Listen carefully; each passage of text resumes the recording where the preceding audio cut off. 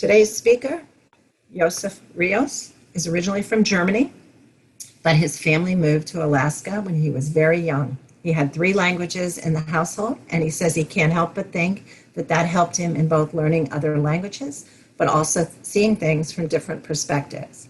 After 12 years in Alaska, the family moved to Florida, and it was here that he happened to first encounter Buddhism by overhearing a conversation in a bookstore.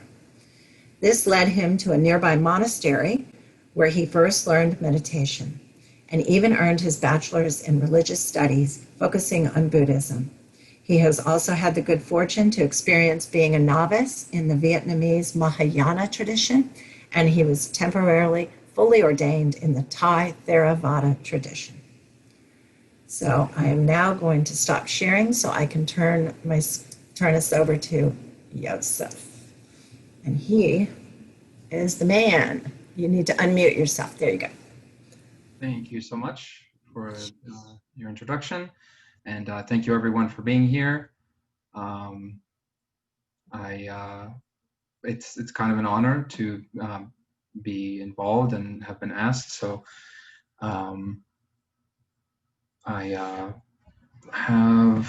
me pull up my screen.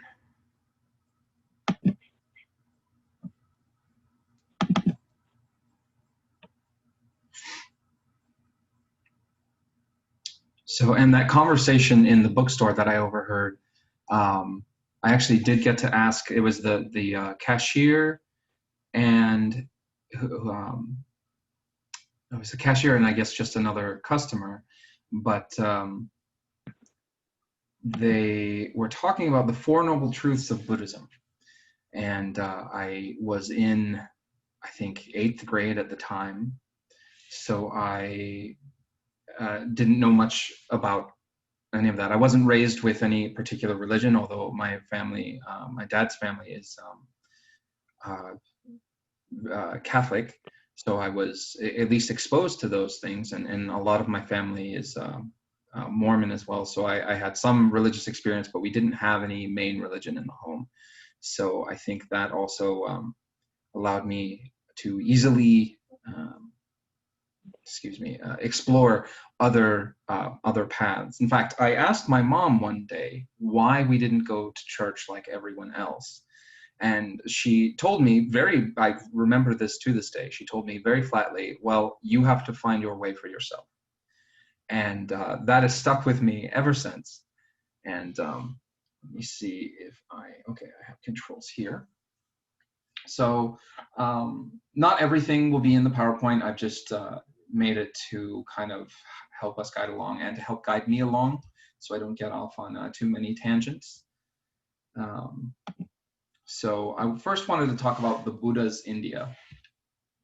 And because the India and Nepal and Sikkim, Ladakh that we know today weren't quite there yet. There were many different kingdoms, and these borders, as you can see, they're all kind of these rounded borders. They changed constantly. The Buddha was Magadhan. If you can see, I don't know if you can see my mouse cursor, but down here, this is where he primarily resided, or around here, I should say. We know that, I believe, modern-day Lumbini, where it said he was born, is up here. Oh, I lost my cursor. Well, it's where it says Kosala. You can see the word Shravasti and Shakya, and then Kosala. Now, that is what is today Nepal. Just over the border, if I'm not mistaken. I sadly haven't been there myself. But that kingdom, Kosala, is directly related to Magadha, or to at least the Shakyans that ruled part of Magadha. And that's It's working. So the Kosalan, or I guess the Shakyans, the clan of the Buddha, did migrate from what was then Kosala to the area of Magadha. And all these different nations we have mentioned in the Pali Canon, or the Buddhist Suttas. The Buddha went from Magadha all the way up here to Kuru In fact, there's a couple suttas, including one of the, if I'm not mistaken, one of the most pivotal and often used by Western devotees, and that is the Kalama Sutta. I believe the Kalama were around Kuru. That might be wrong, though. But this right above Magadha, we also have this says Virji, although in modern pronunciation, that R with the dot, in classical Sanskrit, that is a vowel, but in modern pronunciation, that would just be Vriji. Oh, I'm sorry. They are also, let me go back here. They are also often mentioned in the suttas. Now, and we know that the Buddha went through almost all of these different kingdoms. He wandered often, and even the kingdom of Kosala did annex, if not all of its eastern neighbors, most of them. There was a time when the Buddha's clan was actually sadly annihilated during the annexation of Magadha by Kosala. And that is one of the most powerful events for me in the Buddha's timeline, because one of the things often associated with Buddhism is, of course, nonviolence. And during that time, I think the Buddha's teaching was really put to test, in that, having received the report that his family, literally his entire clan, was destroyed, he received the news in silence. And he didn't say, monks, now we take up arms and we have to go defeat the Kosala. In fact, one of the things he's reported to have said is, now I am Kosalan. And that's it. And it's a very powerful thing, because you think about if someone went after your family, not even killed them, but in our world, if someone goes after your family, I mean, rage is one of the first things to come up. But I think that just speaks to the power of the Buddha's teaching. So the Buddha's teaching came out of already existent religious teachings and paradigms during the time. There was the Vedas were the main, for lack of a better description, texts, although they were not yet written down. It was still an oral tradition. I do believe there was some form of writing, but the Brahmi script that gave rise to many of the alphabets of South and Southeast Asia had not been formalized or even possibly even existent at the time. So we have two main camps during the Buddha's time. There are the Brahmins, and they are the teachers of the Vedas. And during this time, the Upanishads are just coming to be, or have just come to be. Depending on the timeline, we have the Buddha's life at 6th century or 5th century BCE, excuse me, which is about the same time the Upanishads, or if you want to use the modern pronunciation, Upanishads, exist. And the two earliest ones are the Hadaranyaka and the Chandyoga, or modern pronunciation Hadaranyaka, excuse me. The caste system did exist in the Buddha's time, and that is the caste system post or after the laws of Manu were set down. So that is where the caste system was stratified. It's presented by some scholars that before this law, the caste system was, if you showed the traits of a Brahmin, you were a Brahmin. If you showed the traits of a Kshatriya or a Katiya, the noble or the warrior caste, you were put in that caste. However, the law of Manu stratified that. You are born into this caste and you can never change. And it also created the hierarchy of the caste. So this is what we deal with in the Buddha's time, is that the Brahmins are on top, the Kshatriya or Katiya are the next one. They are generally the ruling class, and that is or caste, excuse me. That is the Buddha's caste. He was born into a ruling family. Often he's presented as Prince Siddhartha when he is, before he is enlightened, but we know that it wasn't exactly a kingdom that he lived in. It was more of an oligarchic republic, or an oligarchy, I guess. And I'm not sure if the Brahmins themselves emphasized meditation. There were several meditation teachings that existed already, and I'll get into that as well. The Buddha didn't have like the monopoly on these things, but the other important religious sort of tradition that existed was the Shramana or Samana. Shramana is Sanskrit, Samana is Pali. Now I'm primarily Theravada, so I use a lot of Pali sources and the Pali canon. So if it jumps back and forth, I apologize. I tried to get as much of it standardized as I could, but I may have missed something. And I will say, I'm sorry, I should have said this at the beginning. All images, anything like that, are rights are owned by their creators and whoever uses them. And if there are any mistakes, those are solely my own, and I do apologize for any that may arise. So the Shramana or Samana tradition is more meditative. They often lived in the forests, if not in even open air places. These, we still see some of them today. There are the self-mortification practices were big during this time. So the thought of these things was that by disciplining or even torturing the body, one can work through or expiate previous evil karma, and that one's future lives, or even in this life, depending on which group you talk to, can then attain moksha or release or liberation. There was not one central tradition, but it seemed to be a mode of life that was common. And one of the traditions that was already a contemporary of the Buddha, and even I believe predated him just a little bit, was Mahavira, or what is today, or whose teaching we today called Jainism or Jainism. But in the suttas, in the Pali Canon, he's known as Niganthanataputa.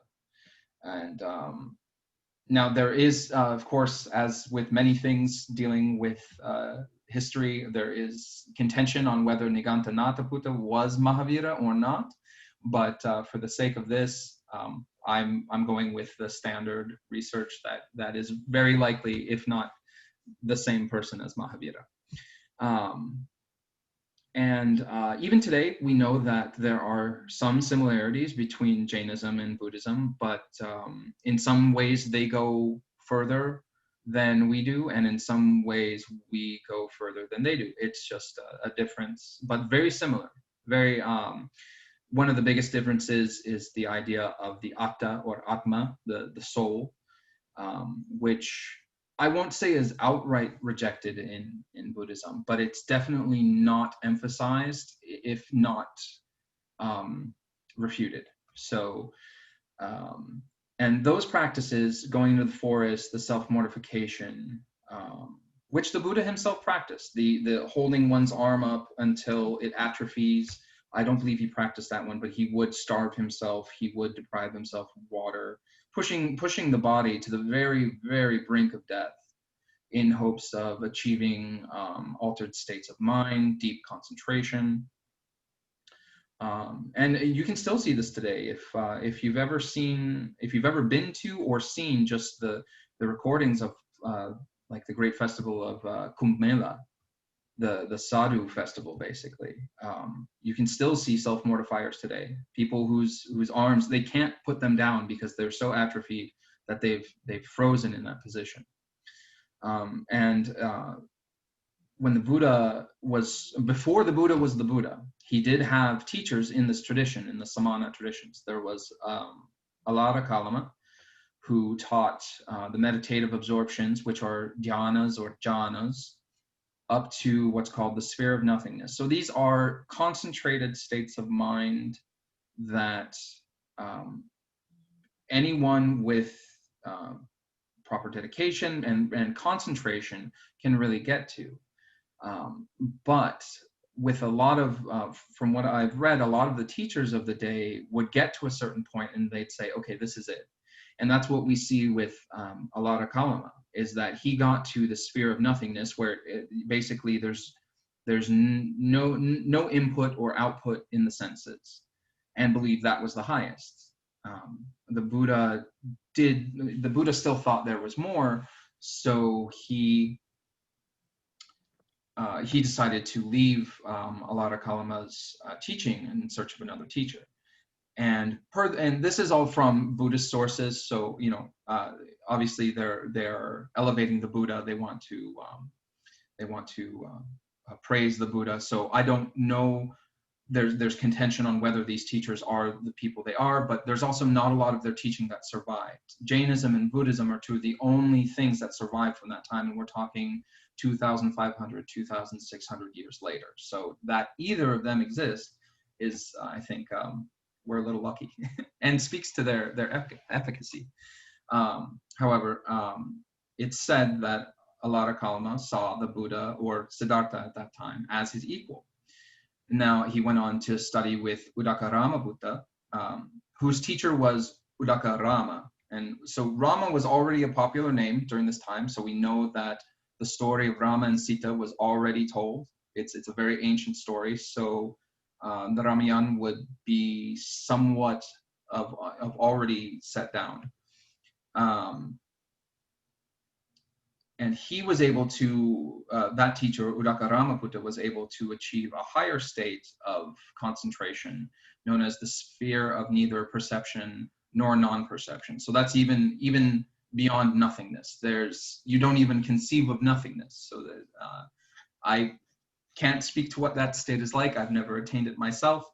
The interesting note is that Udakarama Buddha could not achieve this state, but he did know of its existence, because his teacher, Udakarama, was said to be able to do so. However, under his guidance, Siddhartha, the Buddha-to-be, did achieve that state. And so it's said that his teacher saw him as superior. And so we talked about caste. Words like karma and dharma were already existent. They were already taught in, they're greatest defined in the Upanishads. That's where they become, like, especially dharma is emphasized as one's duty, not just a teaching. But caste, of course, we had the four castes, and I know I talked a little bit about them, but I'll continue on. So there's the Brahmins, who are the priestly caste, the Kshatriya or Katiya in Pali, those are the warriors and the rulers. Then you have the Vaishya, who are the merchants and farmers, and I believe the final is the Shudra, the low caste. Today, I think they're often called, or an equivalent would be the Dalit, the untouchables, though they may be even outside of that. But the Shudra were the ones who would handle dead bodies. They were the ones that would cut hair and fingernails, things deemed too low for the other castes to even handle. And that becomes important later on, especially because one of the Buddha's foremost disciples, Upali, was a barber, which was seen as very low work, very, very unclean, impure work, and he became one of the Buddha's foremost disciples. So, but the Buddha, he still used the terms of caste. He still used them as descriptives, because that's the culture that existed at the time. He had to speak to people in the language they would understand. So he would talk about someone's conduct. So one is not pure by birth, one is pure by conduct and from their mind. I think there's a Abrahamic parallel in when I think someone was discussing like kosher with Jesus, and he said it's not what one puts into one's mouth that makes one impure, but what comes out of it. That might be wrong. It's been a long time since I've studied the Abrahamic world, so I apologize if that's incorrect. But the Buddha talked about when a noble person, one of good conduct, one who is chaste, one who practices well, him I call a Brahmin, or him I call an Aryan. We see those often interchanged, and one of the big things during the time is the conception of karma. Now I should state there is no consensus during the Buddha's time on what these things truly mean. So, or how these things come about. A person's karma by the Buddha's teaching is not fixed and is only generated by intentional actions. And that is one of the biggest differences from the other teachings of the time. Is like in Jainism, at least at the time, you would have any action, any at all. If you accidentally step on an insect, you incur the same karma as if you had intentionally done so, whether or not you knew it was there. Whereas in the Buddha's view, that's incorrect. You had no idea. There was nothing carrying the mind to that point, or to do that action, excuse me. And it's not just like, it's not a one-to-one thing. It's not, you stole a horse in this life, so you're going to have your horse stolen in your next life. It's not a one-on-one. It may be you stole a horse in this life, and then 3 lifetimes later, you have some sort of loss or some sort of theft occur to you. But even that, you can't say is definite. It's not predeterminate, and it's the way I heard it from Bhante Yuttadhammo, who, if any of you ever are on YouTube, he has wonderful videos on meditation and question and answer sessions. But he talked about it like this: karma, in the Buddha's view, is that any result that occurs or happens from a bad action can only be bad. So any bad action can only have bad actions or bad results, whatever they are. Any good action can only have good as a result. Truly good action can only have good as a result, whatever those results are. So in the Pali Canon, at least, by this same reasoning, we don't see the Buddha making too many predictions about what will happen in the future. He does, in seeing someone's behavior, say, oh, this person is going down a bad path. But we don't see him making these, just to contrast between, if anyone's familiar with like Mahayana sources, we don't see these like grand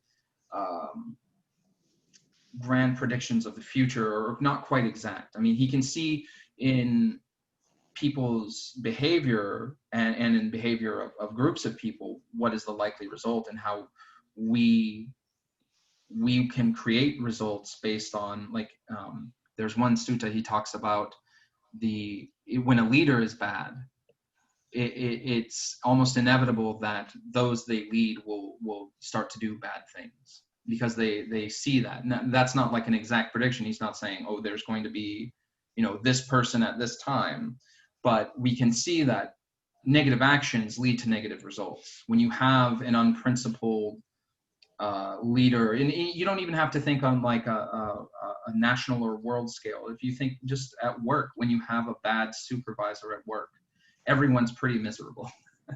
Everyone's waiting like, oh, here comes this person, they're going to be in our business, they're going to do this, they're going to do that. But when you have a good leader, a good supervisor, even on a sports team or something, everyone looks to that person. So we can kind of see, just in this a very basic way of explaining the karma as the Buddha understood it. But it's also, we don't know exactly when it will happen, because you could do evil karma and then you do a much more powerful good action, a good karma in today's speech. And that could override it. or that could make it so the bad one never comes to fruition. So there's this constant interplay of things.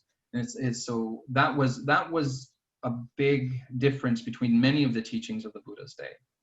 And by the Vedic teachings, dharma is one's duty, or it's also law. It can mean harmony, can mean a lot of things. But basically, one's dharma was what you're expected to do, having been born into one of the castes. So if you were a Brahmin, your dharma was doing the Brahmanic rituals, learning the mantras, learning the Vedas.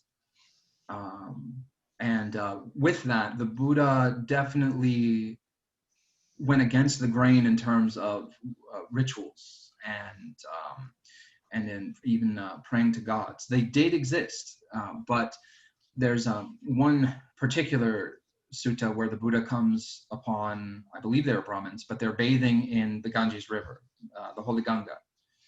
And he asked them, like, how will this work?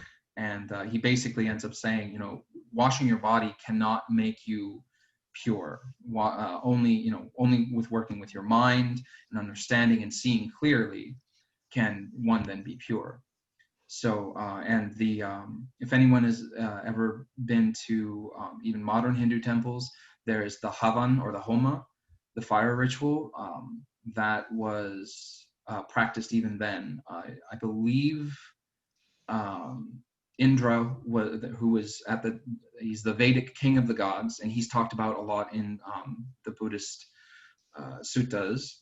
Indra is often the focus of the Havan. That could be wrong, but I know that was he's one of the deities that is often propitiated, and those things couldn't lead to enlightenment either, because the Devas and Brahmins, or Brahmas, excuse me. So the Brahmins are the caste, and then the Brahmas are like the gods, the gods.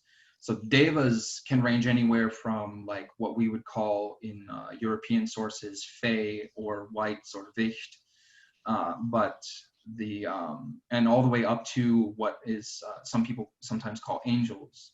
Whereas Brahmas, Mahabrahmas, and Brahmas would be what we call like Hashem or Yahweh, or the highest of the highest. And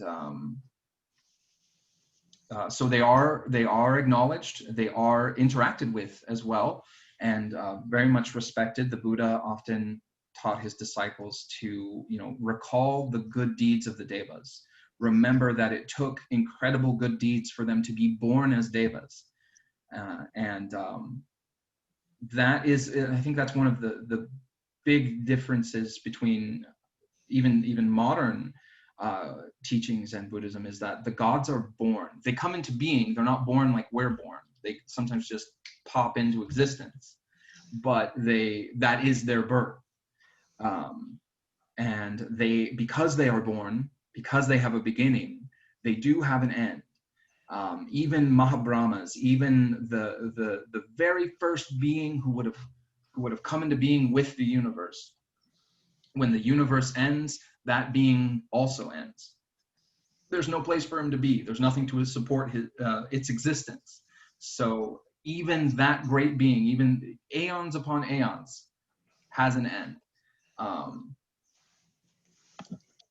So this is more a summation of what was going on during the Buddha's time. So jhana practice or dhyana practice, samatha, calming meditation, already existed. And this is actually, if anyone's familiar with modern, especially in the Theravada world, this is a point of contention, did the Buddha really teach jhanas? Did he really teach this form of meditation? And because we have two camps, the samatha, the calming meditation camp, and the vipassana camp. And but there's not really much difference between the two. It's really arguing over definitions and labels. And okay, I shouldn't say there's not much difference. They overlap a lot. There is a difference, but they're not as important as people make them out to be.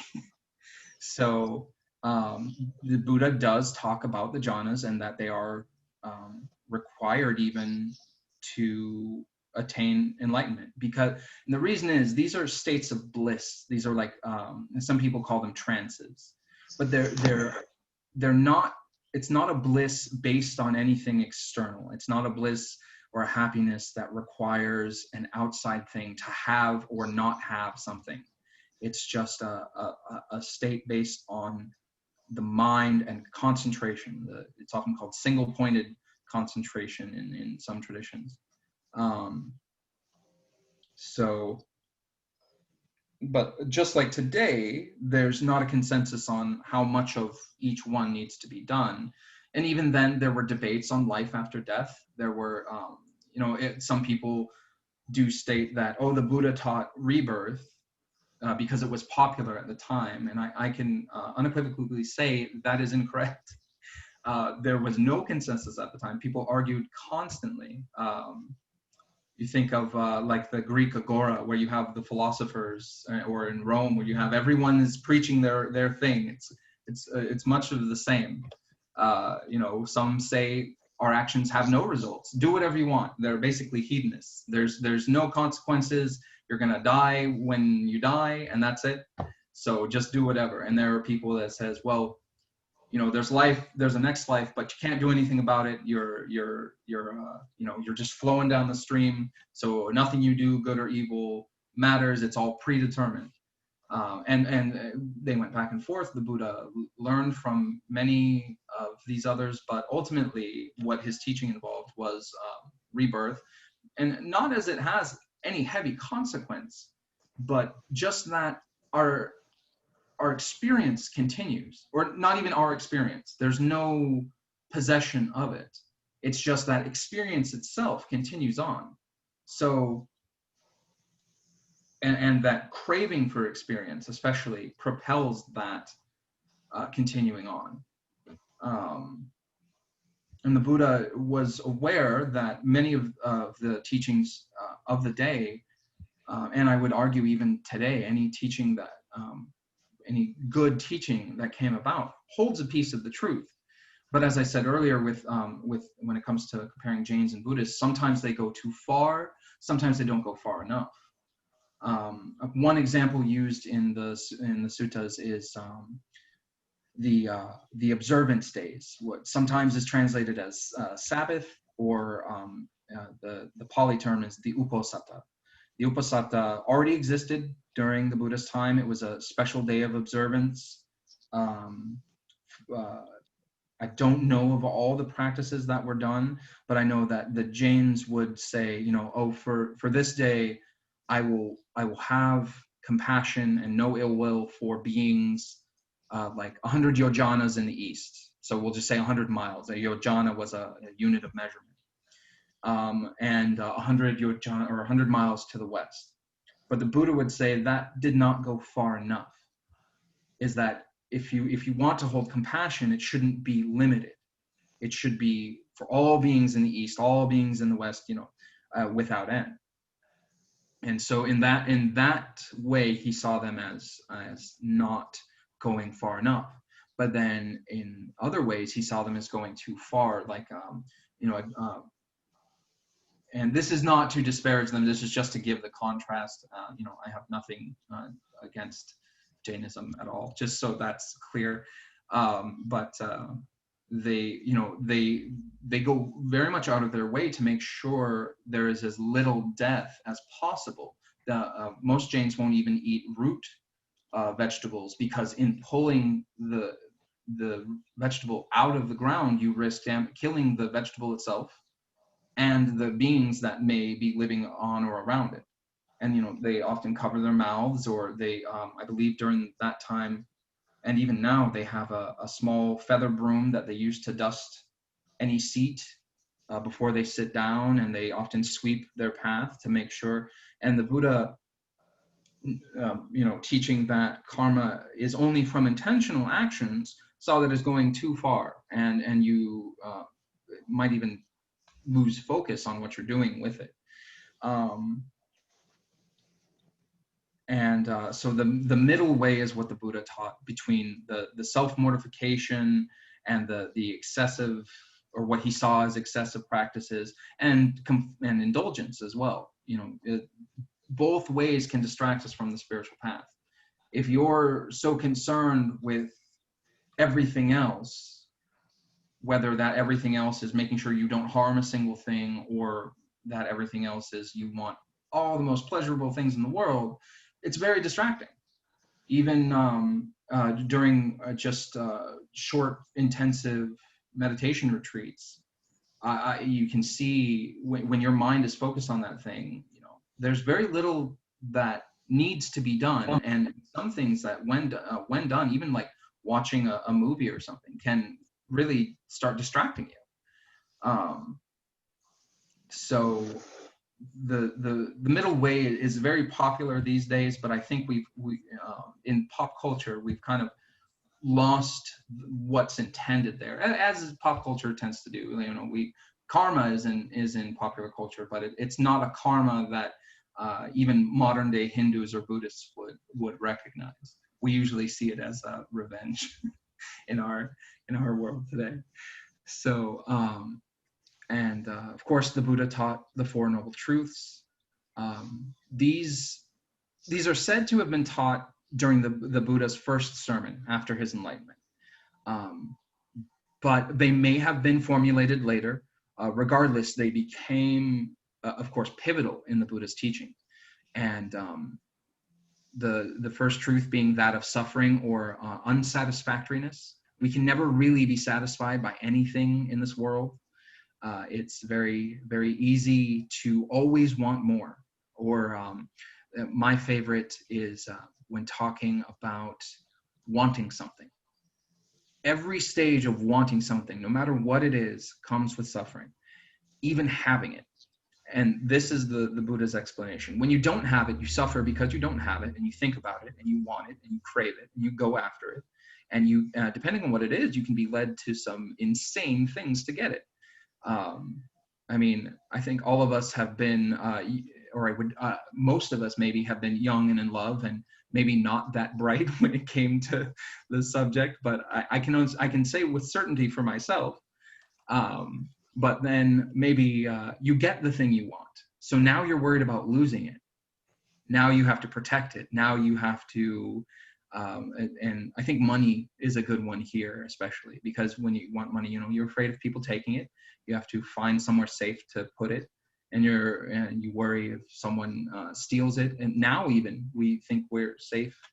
We have banks, we have all these passwords, we have all this, but someone can hack your information. I mean, we're always under some threat. And then when you don't have it, when you lose it, you're still suffering, because now you don't have it. Now you remember what it's like to have it, and you're like, I want it back, or I want more. So the whole process is just awful in his teaching. So, and this suffering, this dissatisfaction is brought on by tanha, or craving. Thirst is, I believe, the literal translation, and I think that's pretty appropriate. We thirst for these things. We have to have it. If you've ever been very thirsty, long hikes, running, even just a long day of work, there's just this imperative. You have to have it. Your survival skills kick in, and you have to have something to drink. And it's very appropriate. It's very much it captures that idea. And so that's the second, the truth of craving, of suffering caused by craving. And the third truth is that there's a way out. There's a way to end all of it. There's a way to be done with it, to put it all aside and not have to worry about it.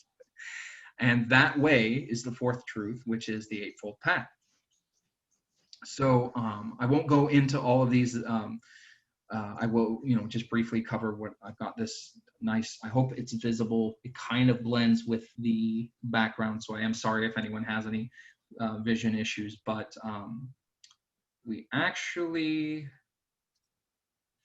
I think it's funny how they've laid it out here, because right samadhi, the very top one, which is where most of us would start looking, is the last one, is the final. So we actually want to start at, what is that? 2 o'clock, 1 o'clock. Right view is where we start. So this is samadhi, and this can be a view in this context is a belief or a way of thinking. And it's a little bit broader than just a belief. but I can't say it's different either. That's the fun thing about translating Pali and Sanskrit, is often the meaning, and we see that with modern languages too, like explaining the meaning of some words, you have a whole paragraph in our language where it's one or two words in theirs. But right view, because our beliefs, our view, how we view the world, shape everything we do. All the rest of these, our resolve, how we speak, our conduct, even the livelihood we take, the jobs we take, are all based on some sort of belief, some sort of view that we have. So once we start correcting our views, or even just challenging them, the Buddha never, I shouldn't say never, the Buddha didn't seem to favor just saying, well, you're wrong. that generally alienates people. So he would offer, he would hear people's views. They, often would come to debate him even. And he would be like, okay, you believe this, why? Or how does this view play out? How does this view work? So, and oftentimes he would lead that person to undo their own view. I shouldn't even say lead. He would just get them to start asking the questions of their own view. And I'd say fairly naturally, they would often change. Many of the Buddha's chief disciples were actual Brahmins before becoming monks. So they would practice, mantras and rituals and things like this, which the Buddha, never so directly, but he would challenge. I guess I shouldn't say never, because there were times where he would say to the right people, each teaching we have is really a conversation with someone. So it may not be fully applicable to us, but it was applicable to that person. So if someone is being particularly obstinate in their views, I could absolutely see the Buddha saying, well, that's kind of a foolish way to look at things. But so we start by correcting our view, and that's really the beginning of the path. We start questioning things, we start questioning our own beliefs, how we operate, and so then we generate the resolve to start meditating.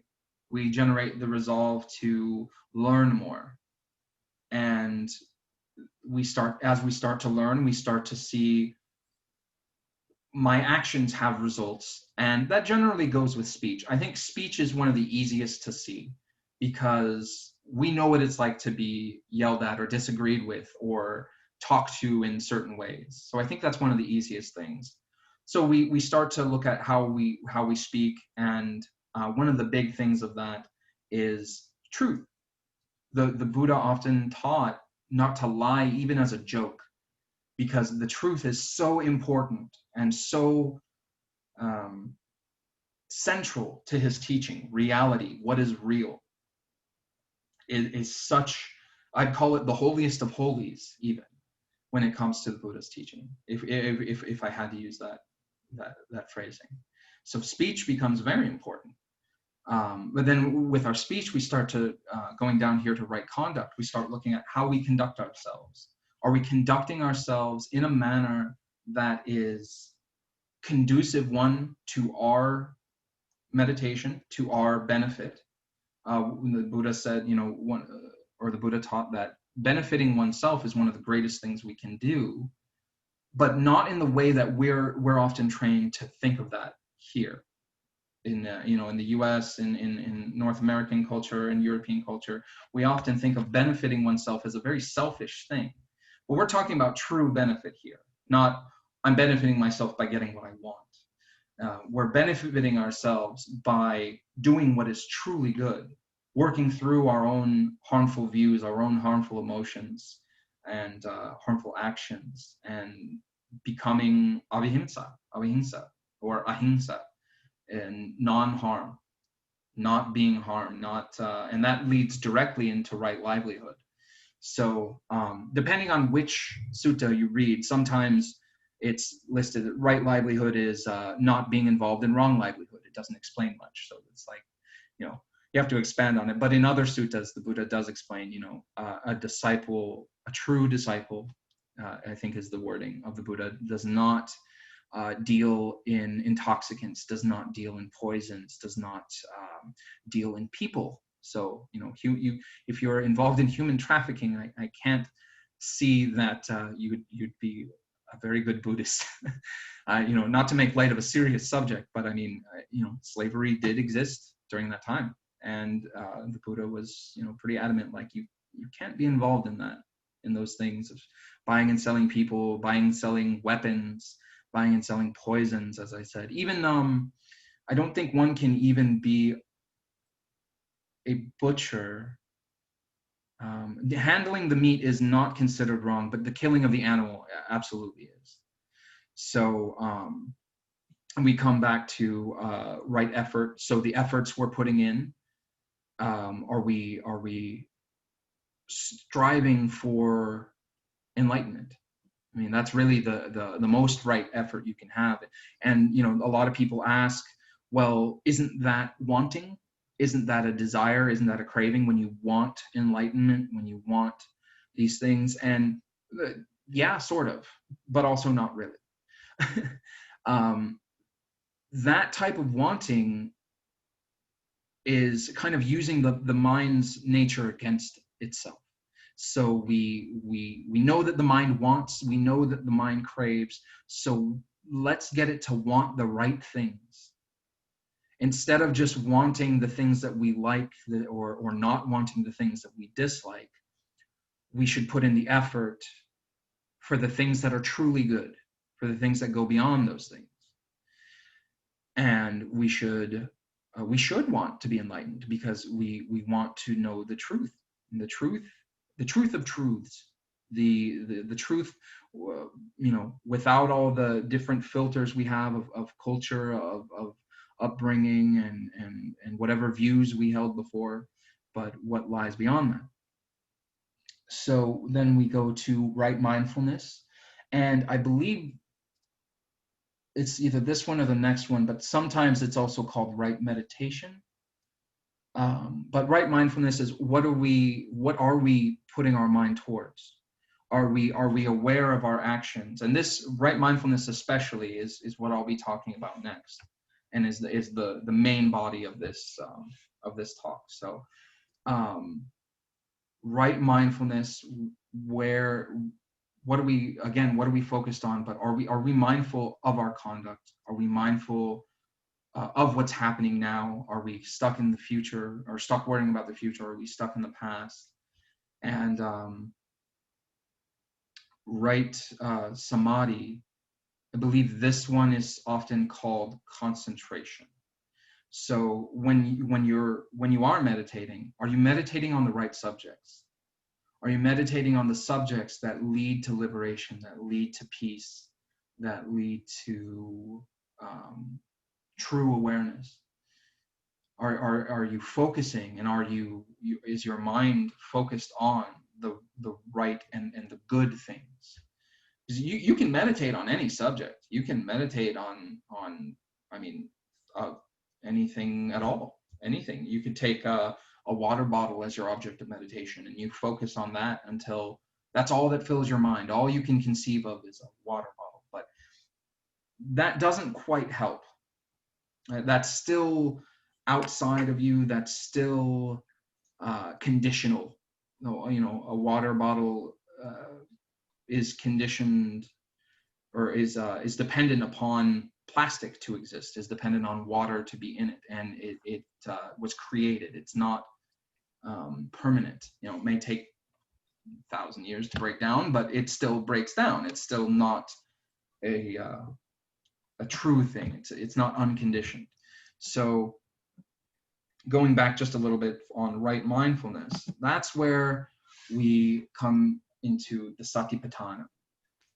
And this is one of the seminal meditation texts in the Buddhist canon. And there's actually two. There's the Satipatthana Sutta and the Mahasatipatthana Sutta, or the Great Satipatthana Sutta.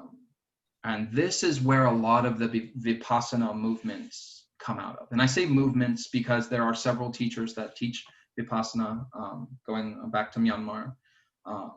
But the word itself, Vipassana, isn't, I think, other than a handful of times used in the canon. So one cannot do Vipassana. vipassana is a result, and all that means is to see clearly.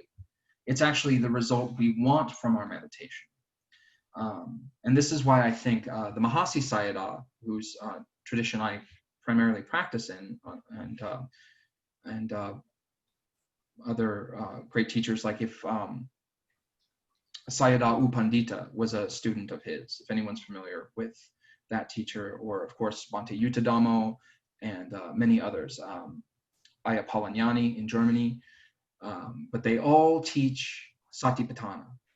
And those are, sati is mindfulness, but it's really remembering or recollection. And if you think about it, it's still the same word. We think of mindfulness as being in the present. And that is true. We want to be present with what we're doing. But we know, especially now with modern science, we're always just a few microseconds behind the now. We're just a little off. So the sati is reminding ourselves, what did I just do?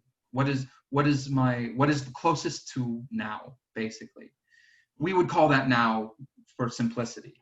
But when you're moving, when you're thinking, when you're feeling, whatever grabs your attention is your meditation object. Because the mind, you can do meditation, samatha meditation, breath meditation, that lead to jhanas, that lead to those high states, but you're forcing your mind to stay on one subject. So for some people, it's very difficult. Some people take right to it. Others, the Satipatthana or Vipassana meditation is a little more natural, because you're kind of using your mind's, if we say the monkey mind. You're using the monkey mind against itself. You see monkeys jumping from tree to tree. Our minds are like that, jumping from subject to subject. Oh, I'm thinking about this. Oh, did I leave the stove on? Oh, I should do this. And then you get back on, oh, right, I'm meditating. But then you start thinking about all those other things. So the Satipatthana Sutta teaches that there are 4 bases or foundations. Often you hear foundations of mindfulness. That is the common translation. But I know that one of my hero scholar monks, Bhikkhu Analayo, also from my home country, he takes issue with that definition. But I think for ease, and because I don't quite, I understand some Pali, some Sanskrit, but I'm definitely not at the level these learned monks and nuns are. So for the sake of understanding, I will use bases or foundations. And really, these are the things that are always with us. So they're the easiest to use for meditation. The first one being the body. Unless anyone is very often practicing, astral projection, or has a lot of out-of-body experiences, you always have this with you. And this is as simple as movement, postures. There are 4 main postures that one focuses on when it comes to meditation, and that's standing, walking, sitting, and lying or laying. We're always in some form of those 4 postures, and even focusing on the breath is considered body meditation, because especially in our tradition, in the Mahasi Sayadaw tradition, we don't focus on the breath leaving and exiting, or entering and exiting the body. We focus on the result of the breath doing that. So the rising and falling of the abdomen, or where you notice the rising and falling. If you breathe with your shoulders rising and falling, I believe you can focus there as well. But even then, walking meditation comes in here. We're aware of the movement of the feet. We're in fact focusing on those parts as we're doing it. So as you extend your arm, you're fully present and aware of the feeling and sensation of extending your arm. And as you retract your arm, the same thing. So in our tradition, we use noting, mental reminders of what the action is. And my teacher even calls them mantras, because it focuses the mind on that object. So like you could use extending, and you're saying this all in your mind. But one of the things that really got me about this form of meditation is the mind is not bound to the head. We often, especially in Western thinking, the mind is here. The mind and the brain are synonymous. In Buddhism, that is not the case. Mind and body are totally separate. Mind is boundless even. Mind is, because to have boundaries, to have location is a consequence of physicality. The mind is not physical, so it has no location. So when you're doing these actions, it's almost as if you're thinking from your arm or thinking from your foot. And that little mantra, that note we make, I don't know how this sounds strange, but it's like I'm thinking in my foot. I'm saying that thought in my foot. So when I'm stepping right, my foot is saying stepping right. When I'm stepping left, the same. When I feel pain, the pain, that thought is where that pain occurs. So this is where it was suggested to me by my teacher that he always says, people like something you can show them, or like something that they can do hands-on. So anyone interested, this will be the point where, and I know, okay, this won't be too long, but we'll do the exercises here, and I'll go one by one, just kind of looking at the meditation exercises, looking at what we're doing. Well, okay. Actually, let me change that. I won't do it one by one, because these things don't come up one by one. They're not a list. You won't encounter them in a series of steps. They could all occur at the same time. So I've covered movement, body, postures. Even just if what comes into your mind is the awareness that you're sitting, that's what your mantra is. You're sitting, sitting, sitting. And you just kind of repeat it to yourself at a comfortable speed until it goes away, until your mind goes to a new object. Now, I have been told also, if it's something that really just is nagging at your mind and you can't, focusing on it doesn't kind of disperse it, at that point, ignore it. The basic thing, though, is focusing on the rising and falling of the stomach as you breathe, of the abdomen as you breathe. And you can even put your hand on your stomach and feel yourself breathe in and out. Just be aware of the sensation. So that one I think we'll start with. So for all interested, just sit in a comfortable position where you can sit alert but not rigid. Don't strain your back. If you can't sit up straight, don't worry, as long as you can be aware of your breathing. And just place your hand on your stomach or where you feel the rising and falling the most. Close your eyes gently and just take a few breaths.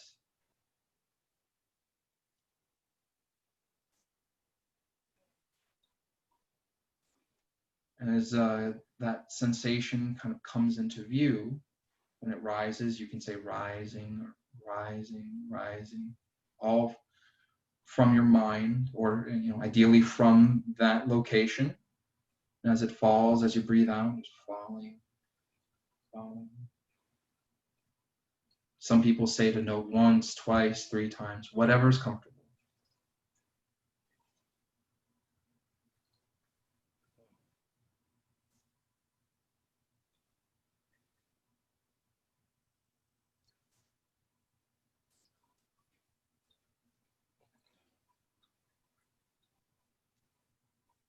And that's the core. That is the core of the practice there. That's the anchor we always return to. Not a hard and fast rule, but I have heard my teacher say, you shouldn't really let yourself go more than 2 other subjects off before you return to the rising and falling. Just because, and it's not a hard and fast rule. Things come into mind. We can't always control that. The mind does what the mind does. But, it's just to kind of make sure you don't let, that monkey mind, it might be jumping from tree to tree, but then, you're half a state away. So, but with that also, we have our feelings. Those come up during meditation. Those don't shut off. And those are mental and bodily sensations of pain. So if you feel happy, you can note, I'm happy, not I'm happy or there is happiness, but just happy, just letting that thing be as it is. When we note these objects for what they are, it stops what the other parts of the mind from going off and adding all this other stuff. Oh, this is this. Oh, I like this. I don't like this. I don't like that. Here's here. That's the nature of it. So when we feel pain, pain is just pain. It's not good. It's not bad. It is pain. It's occurring. It's an experience. And that's the experience is the reality. The Buddha taught, he didn't quite teach an empirical truth, but an experiential truth. And I think that's why this practice is so powerful, because each one of these things that we experience is right there in our reality, and it becomes our reality because that's what we focus on. So when you feel, and again, not just pain is probably one of the more obvious ones, just because it gets, it's very loud in terms of our conception, or discomfort, itching. You could even, just any bodily sensation. The mind, thoughts, when you're thinking, oh, I need to do this. Oh, I need to do this. After I'm done meditating, I can start cooking. After I'm done meditating, I can watch this movie. Those are all thinking, and that's all they are. You don't let the thought, you don't follow the thought itself. You just become aware, oh, I'm thinking, or oh, I'm remembering, or oh, I'm worried. And sometimes these things overlap, like especially when it comes to mind and the next subject, the Dhammas. The Dhammas are the mental and physical phenomenon we experience that aren't quite in that category. They're not a feeling, they're not quite just a thinking about something, but so these can still involve of course they involve the senses. I'm trying to remember how it was put to me. If you anger, if you focus on angry, like being angry, that's feeling, or that's the mind. But if you focus on anger, that's a Dhamma, because it's conceptual. I won't claim to have a complete mastery of these things, just so that's clear. That's why I still have a teacher. But when you're distracted, even you can note being distracted, because you realize, oh, this is distraction. When you're angry, you note being angry. When you're happy or sad, or one thing that really threw me for a loop with this teaching is that what we think of as thinking often isn't in this context. So when let's say you go off, and this happens to me all the time, you go off and you start really imagining and hearing someone talking to you. Like you can imagine this conversation so much that you can hear this person's words. That would still be hearing.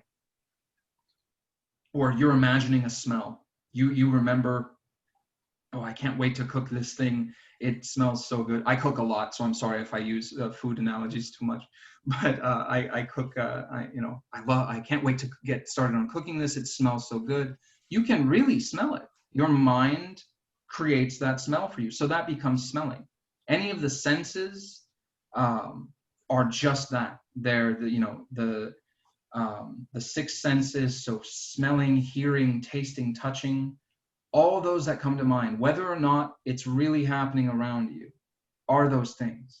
So, a lot of us, we like, or a lot of meditators will burn incense as well. That's, that's almost, what's the word? Many people do this. So they, you just focus on smelling. Not smells good, not, there is another part where you can be like, oh, I like that smell. So you can focus on liking. You separate the main experience. So if all you're noting is the smelling, oh, I'm smelling.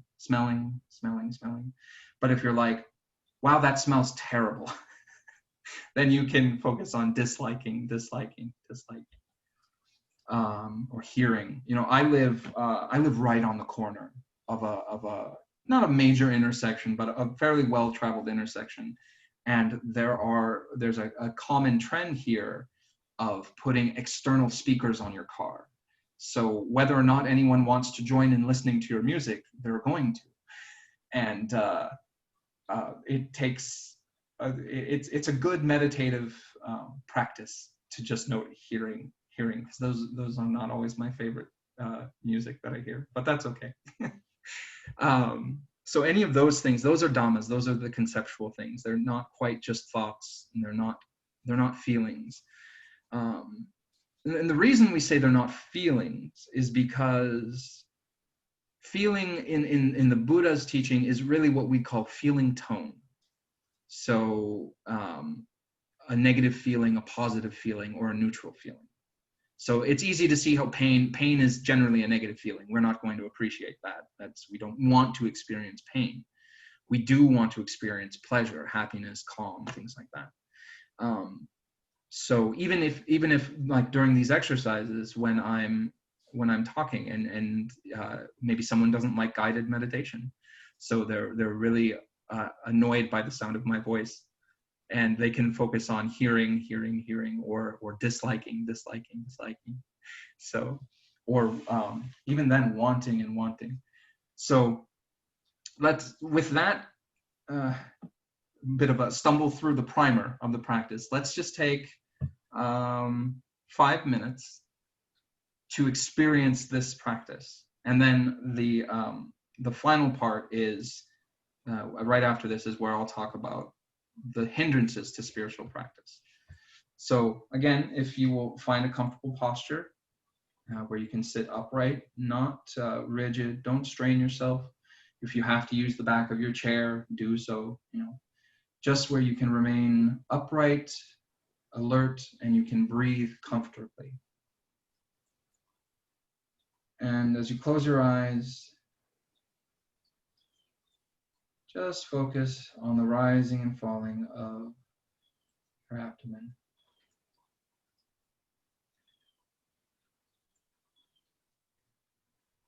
Anything you hear, sound of my voice, is just hearing. You can remind yourself of that. Just hearing.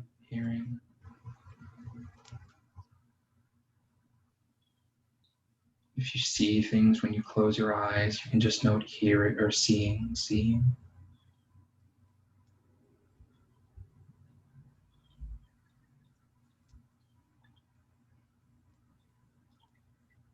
Maybe you're really aware of the feeling of the chair as you sit in it, and feeling yourself sit in the chair. So that's feeling or touching.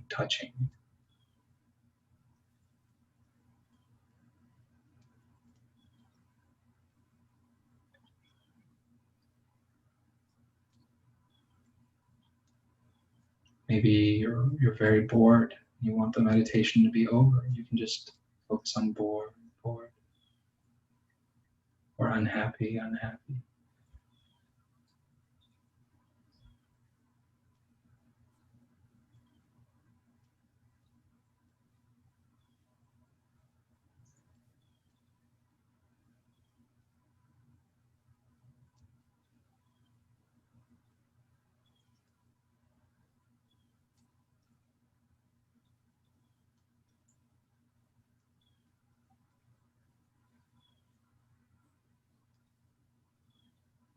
If you're tired, you can note tired. Whatever takes your attention, that becomes your object.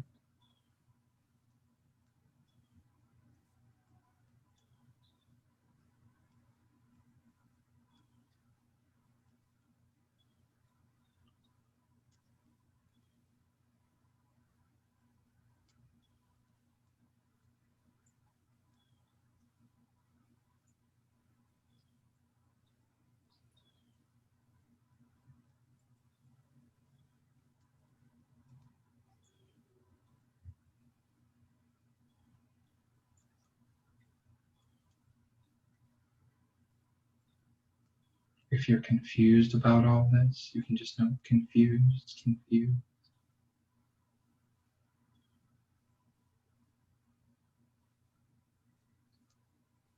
If you feel calm, calm, calm. And once that experience fades, return back to the rising and falling.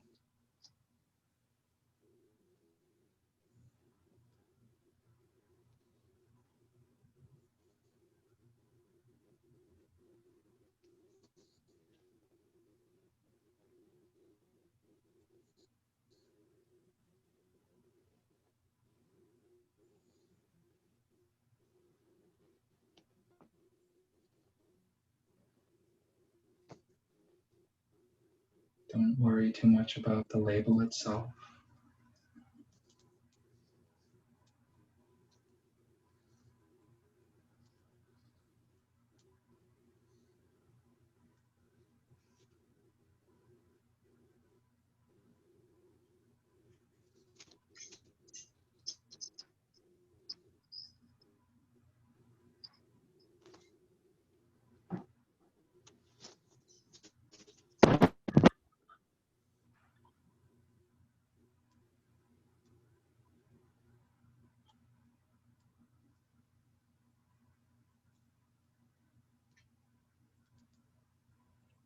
Now we're gonna slowly start to open our eyes, and you can even note intending to open or wanting to open. And just note the sensation as you open your eyes. Give yourself a moment as your vision comes back, and you can just note seeing, seeing. And gently coming out of meditation like this can really help, because if you're in a particularly deep state of concentration, all this visual data coming at you can be very jarring. So just a quick crash course experience in this vipassana, in this form of vipassana.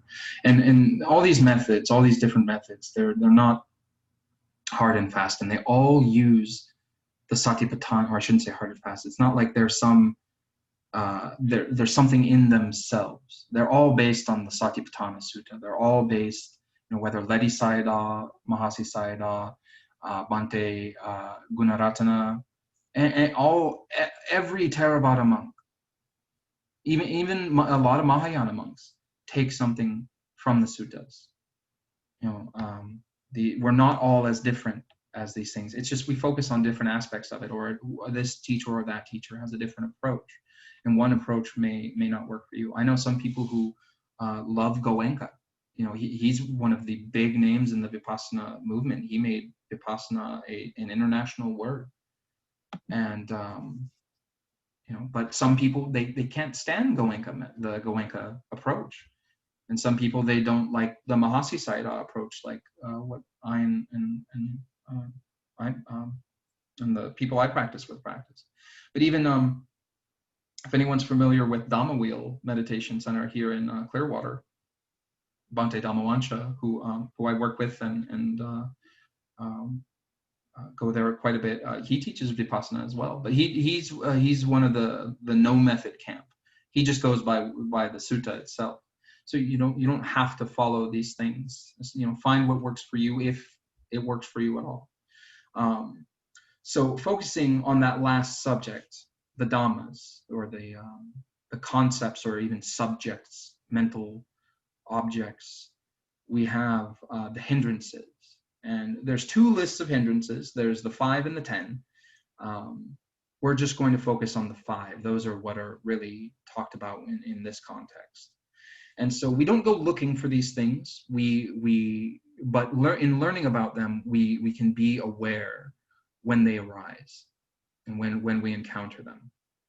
So these are specifically hindrances to meditative. I don't like using the word advancement, or progress, but that's I think that's the best concept we can use, is progressing in one's meditation. These are the things that will hold you back. And honestly, in a lot of times in our lives, I mean, that's the nice and the beautiful thing about the Buddha's teaching is that while we shouldn't take them out of context, and while we shouldn't, take away the gravity that they hold, they really are applicable to even just our regular life. Not all of us are on the quest for enlightenment. And so these things can still be applied. So the hindrances, the first one being sensual desire or kama chanda. Kama chanda is, the word sensual in today's English is generally pretty sex focused, especially I'd argue in our culture. But sensual desire in this context is any desire involving the senses. So, wanting your favorite dessert is a sensual desire. Wanting to not have a food you dislike is a sensual desire. Wanting to listen to music, not wanting to hear the cars that drive by, that's still sensual desire. And it's often talked about, instead of using like kama chanda and sensual desire, it can really be boiled down to liking or disliking. I like this, so I'm going to cling to it. I don't like this, so I'm going to try and push it away. These things can hinder, because so many things come up in meditation. It's not always going to be this peaceful, blissful state. And I think that's the great thing about the Satipatthana itself, is that it really acknowledges, like, this is a roller coaster. So we have to have a method that goes with those ups and downs and those corkscrews, because sometimes we're really thrown for a loop. Things come up in meditation. I've gotten mad at people who aren't there, because these memories or something, that come up during meditation, or some people, meditation can even bring you to tears, these deep states or these deep realizations. And if you cling to one or push the wrong one away, that can trip you up. You can really miss what you're really looking for. You can, even sexual imagery can come up during meditation. And if you get stuck on that, well, you're not meditating anymore. You've followed that often, in the direction it takes. So we can, and I think the liking and disliking is a trap in real life as well. One thing, a side effect of this practice that I've seen, is that you start dealing with obligations a lot easier. Like, and that sounds really like ostentatious, but it's as simple as, oh, I need to do this, I need to clean this, I need to do this housework, I need to go here and do this paperwork. Those things stop having such annoyance, because you understand that the liking and disliking is a trap, and how much the liking and disliking controls our lives. There could be something we really need to do. It's the one thing we need to do, but it makes us uncomfortable. It's painful even. So we won't do it because we dislike the pain. We dislike the discomfort. So even though that one thing could lead us to everything we've ever wanted, it's an uphill battle. And just like, I need to do this thing, like meditation. I need to be meditating. But you know what? I like this more. This is more entertaining. I want to watch this movie. I want to watch this show. I'm very guilty of this. But that liking leads us the wrong direction as well. And that one actually goes into number 3 as well. So I'll get to that. But ill will, and this is, like many languages, V and B in Pali are sometimes interchangeable. So I've seen vyapada, I've seen vyapada, both. But in any case, ill will, anger, hostility, bitterness. You're meditating, and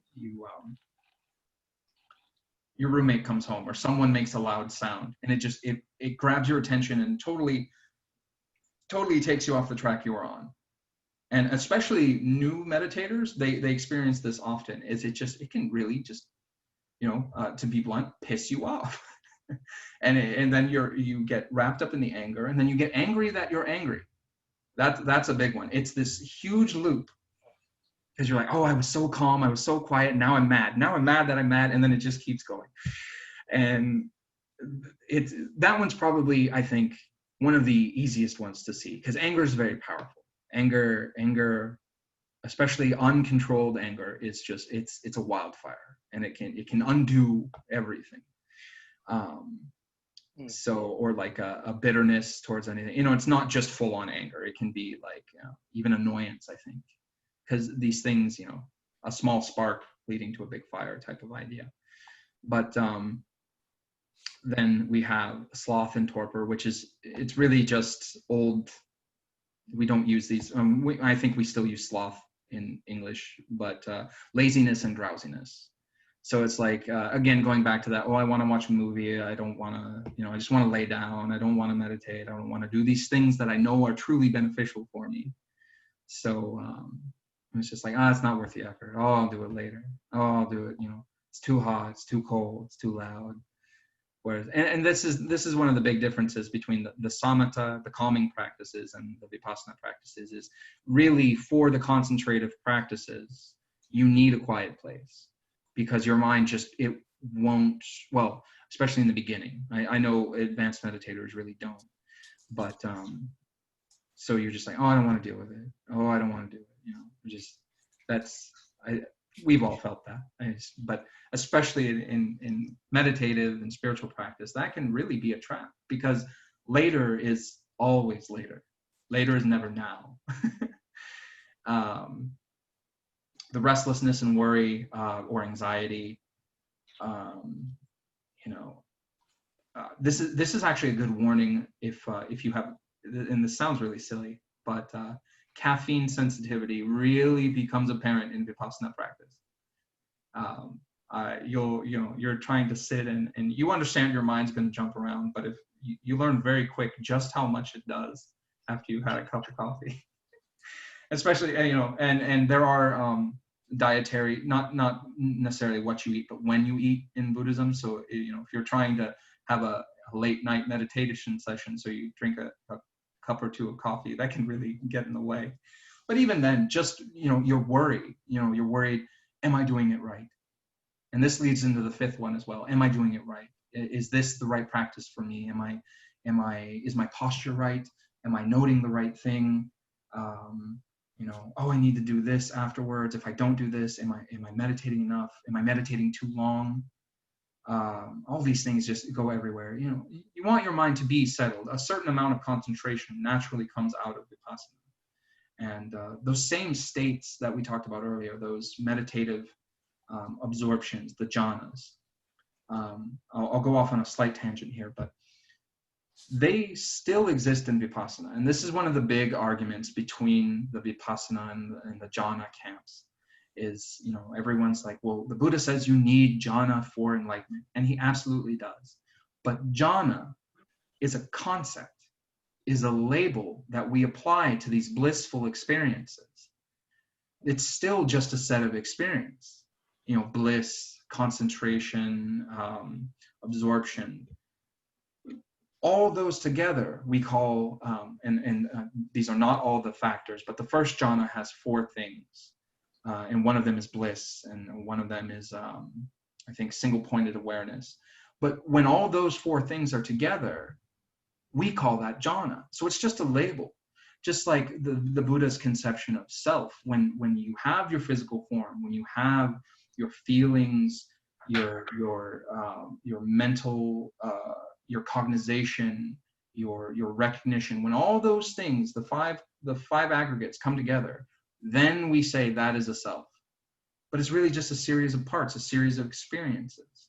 Same with any of these labels, So that's my small tangent on what jhana and the big difference is, but we don't have to worry about these things. We don't have to, I'm sorry, we have some things in chat.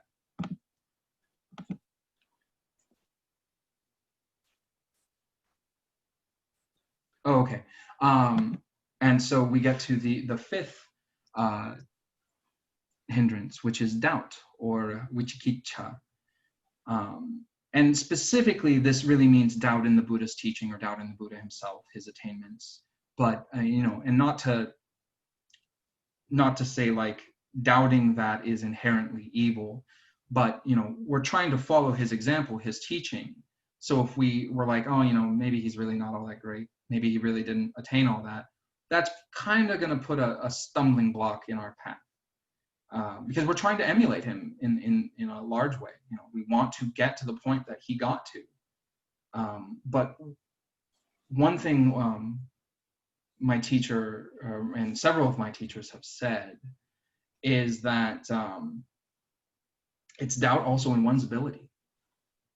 Can I even be enlightened? Can I even attain meditative states? Can I do this? That doubt, it just worms its way through everything. So even if you're not a meditator, these 5 things really affect our lives. These 5 things can get in the way of so much. Am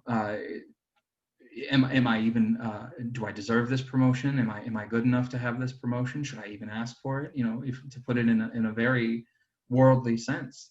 But of course, these are meant in terms of meditation and spiritual practice. But I think these could be applied to just about every spiritual path. We're all working towards something higher than ourselves, or working towards something to find ourselves. So, and all of this really just, it gets in the way. So it's important we learn about these things, not so we can sit there and, we're like, oh, is this, is this? But when they arise, it's kind of like having a gatekeeper. You've told the gatekeeper who to look out, or a bouncer. You said, hey, I don't want this type of person in here. They cause trouble. So when you see them there, you can be like, okay, this is what this is. We're not going to, all right, this is laziness. This is laziness. Now we're focusing on something else. We're continuing. We're aware it's there. We're aware it's arisen. We're really not paying attention to it. It's shunned. So I think, see, okay, yeah, that's the end of that. So that's, I think that all these 4 things together, the 4 foundations or bases for mindfulness, we always have with us. We always have our body, however complete or incomplete it is. We always have our feelings, good, bad, neutral, pleasure, pain. We can see these things. We can experience them directly.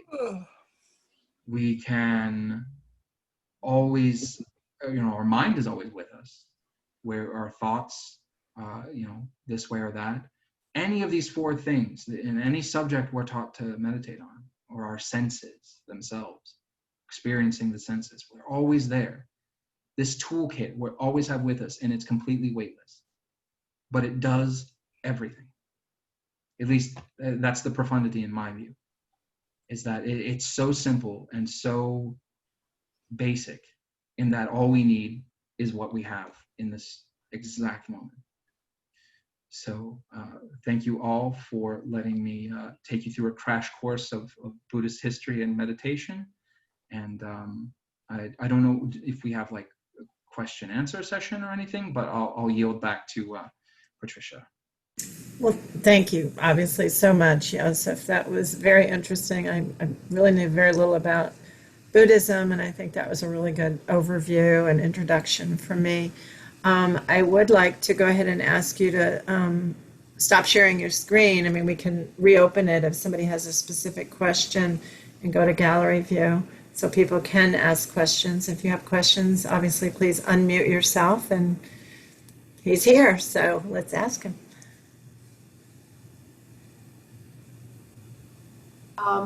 Yes, it seems to me that people get confused with the different types of Buddhism, because there's a lot of different types of Buddhism out there. And so, one person's experience is not going to be the same as another person's experience from my experience. Anyhow, do you have any comments about the different types? Absolutely. And I've had the mostly good fortune and sometimes unfortunate experiences with just about every school. And that, not to be hyperbolic or anything, but all the different schools have their foundation in the oldest Buddhist text. They all agree on the core, except for some really really fringe groups, I should say. And they all came about at different times with different waves of teachings that came out of India. So we definitely disagree on some serious points of doctrine or even reality, but the important things, the things that actually get us to the goal of what the Buddha taught, are pretty much, there's a consensus. Now, I will say, some denominations go a little farther afield than others, and some are very much influenced by other traditions around them. Like, the Zen tradition incorporated a lot of Taoism and even Confucianism into its teachings. You can see that when I lived in the Vietnamese monastery, we had Taoist and Confucian rituals with the Buddhist adaptation. So, the honoring of ancestors, it doesn't always have quite a central focus in Buddhism, but it's a big deal in Vietnamese and Chinese culture because of that Confucian, and I'd say even Taoist teaching. But like the Blue Cliff Record is very popular in Zen, and the Zen suttas are very, very similar to Taoist teachings. And part of that is, cultural adaptation from when these things went into China, or when the monks went into China. And the same is true in Tibet. They encountered cultures they had to work with. And some of these are definitely cultural developments. I practiced with a Japanese temple for a long time, and to a lot of people, the various schools of Japanese Buddhism are completely alien. You look at like Shingon or Nichiren. I was part of Nichiren for 10 years.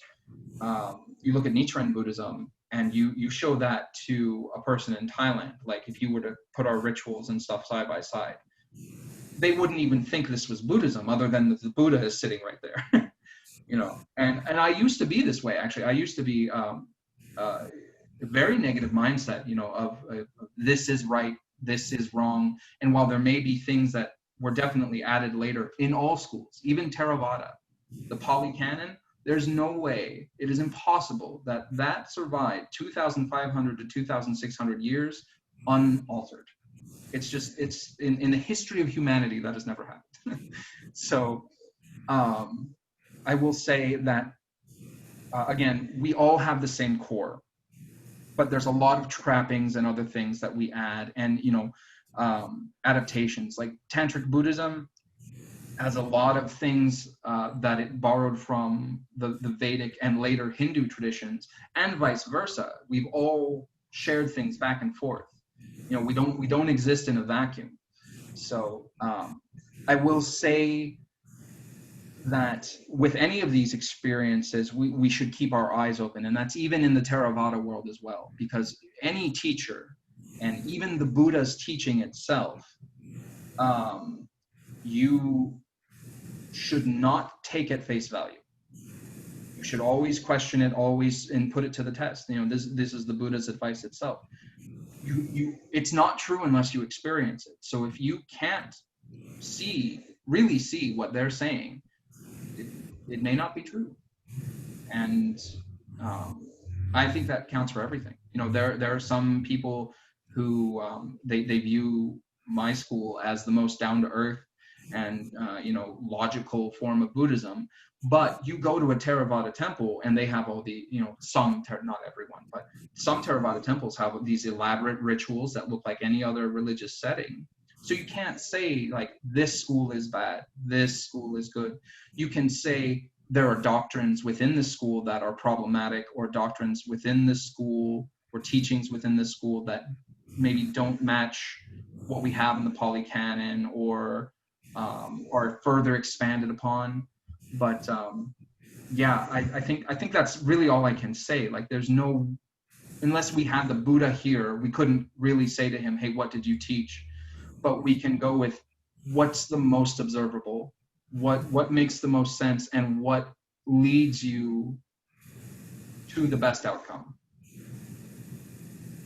So, and I think we had a question in chat just now. Oh, was that from you? I don't know if I should call you Judith or Miss Snow. Yes, yes, it's for Judith. Okay.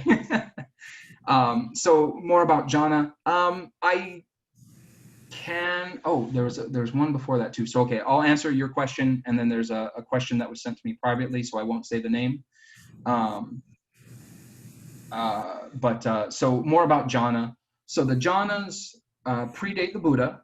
They are the meditative absorptions, is how they're often talked about. Let me pull up something real quick, just so I can,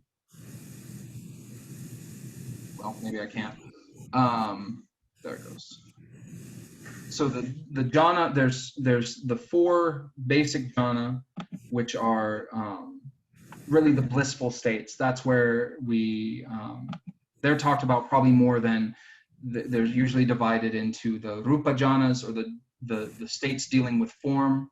So you feel that blissful state, you're filled with that blissful state, your whole body is encompassed by it. And you have the arupa jhanas, which that's where you start going into the even the higher realm. You're said to be able to go into the higher realms of the gods. So those are without form. You're no longer focused on physical feeling. Even I think there's a point where breathing is conceptually stopped.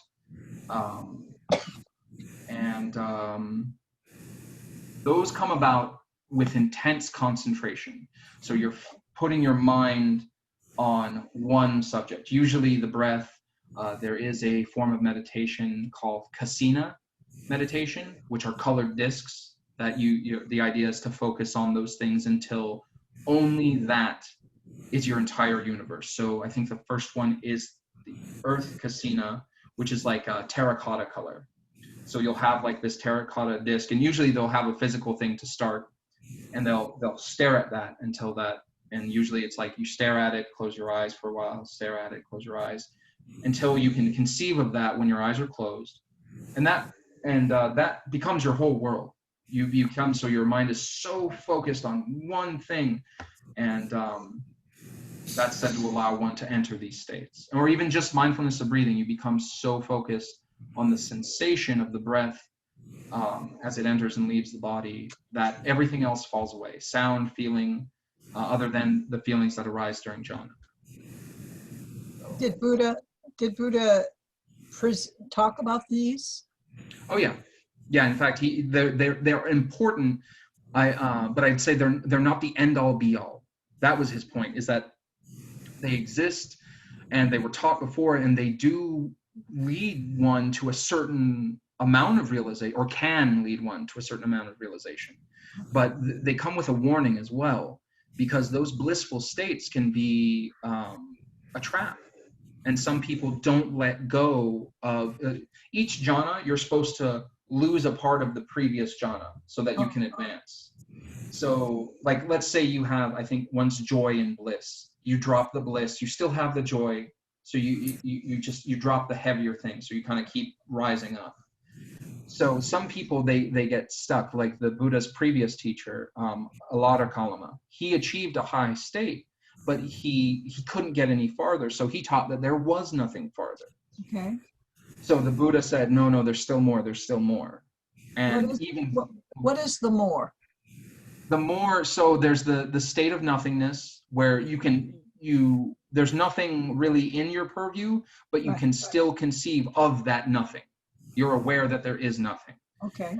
The highest jhana is the jhana of neither perception nor non-perception, which is where even the concept of nothingness fails. Yes.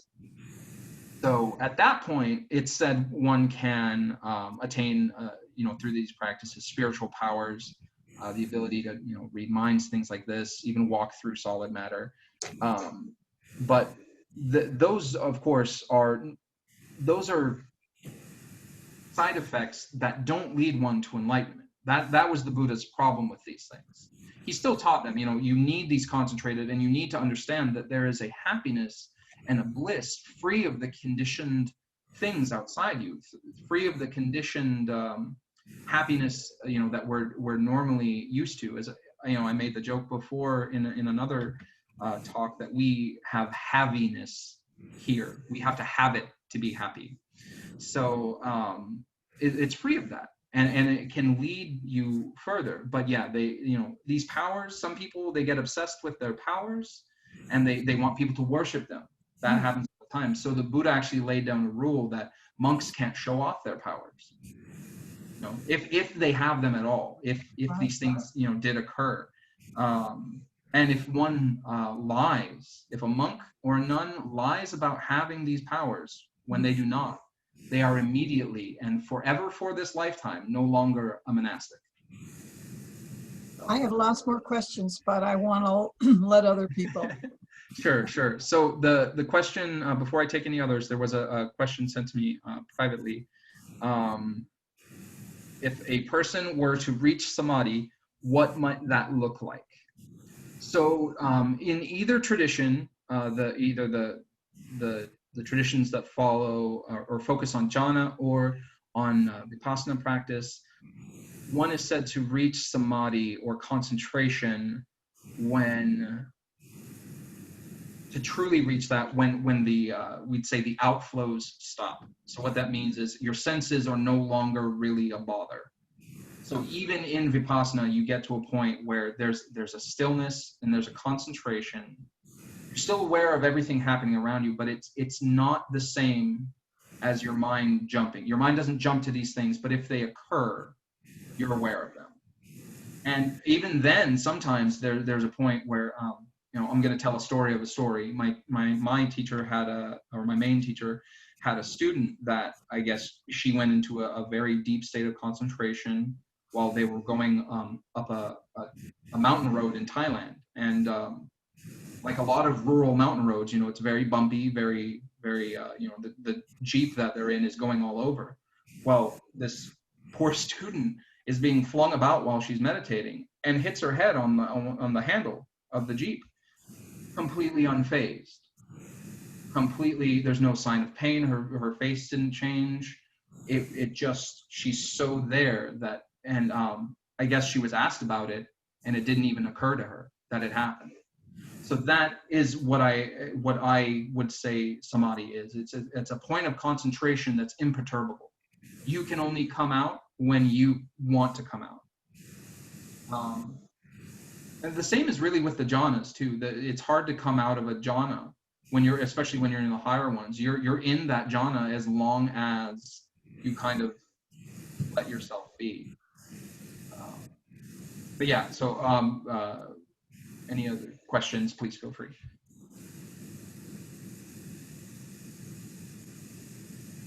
Yeah, I just wanted to say that there's a really great book by Houston Smith on the world's religions, and he talks about the different forms of Buddhism, and he talks about all the other faiths as well too. So if you ever really want to know about a faith, any faith, the major faiths, it's an excellent book, and it's not a big book. It's very easy to read and very, very thorough. So I highly recommend it. Picking up on what Donna is saying, Houston Smith was highly influential in my life, but I think he's credited with that book was maybe the first comparative religion book, and he was raised in China. He was a Christian, but he actually adopted many different traditions. I came across him when I was struggling with a mixed marriage, and he was doing the 5-part series, being interviewed by Bill Moyers on each of the great 5 religions, and that was years ago, but it was life-changing for me. And he has only been gone a few years. He taught at Berkeley and Syracuse, so thank you for bringing that up, Donna. Yeah, he was really helpful to me. I'd have questions in my mind like, I wonder what that's all about, in any of the faiths. And you can just go to this book and, if it's an important thing in the faith, he'll cover it. It's amazing. Yeah.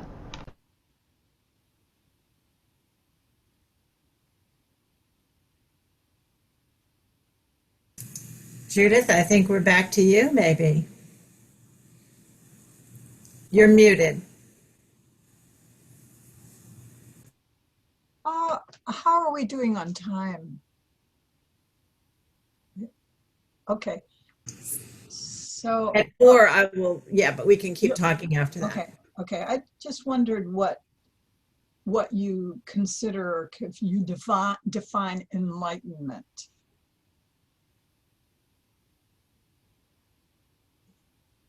Okay. Mine's probably going to be more of a textbook answer, because I've come to agree with that.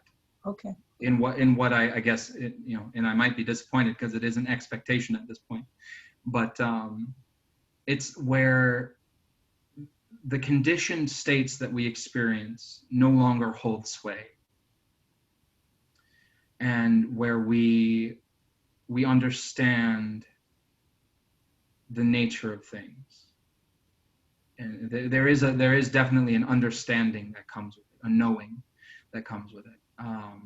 And I think it is possible to touch these things temporarily. There are, I think at least someone I know has, or some teacher I know has referred to them as nibbanic moments or nirvanic moments. And this isn't like blissful. This is that you touch that state of nirvana, of really knowing and really seeing the truth, even if just for a moment, and it's to keep that state. But yeah, I'd say where those conditioned things no longer hold sway. That's really, really nice. I think that's a good definition. I can ask another, unless someone has one. The idea of the jhanas, I understand what you're saying. You can get attached to that because it can be pleasurable. You can convince yourself you're really having an enlightenment experience or whatever. And they can be a trap. I wonder if one can get lost in one and not come back and just die. Oh, I'm not muted. I've heard something. I know that, I don't know if you can be fully lost, but you can have experiences where it's hard to come out of them. Like, and because, and I think that kind of boils down to that maybe you really don't want to, because of how blissful it is. But yeah, I at least personally, I've never heard of instances where one can just get so enamored with what's happening in the jhanas.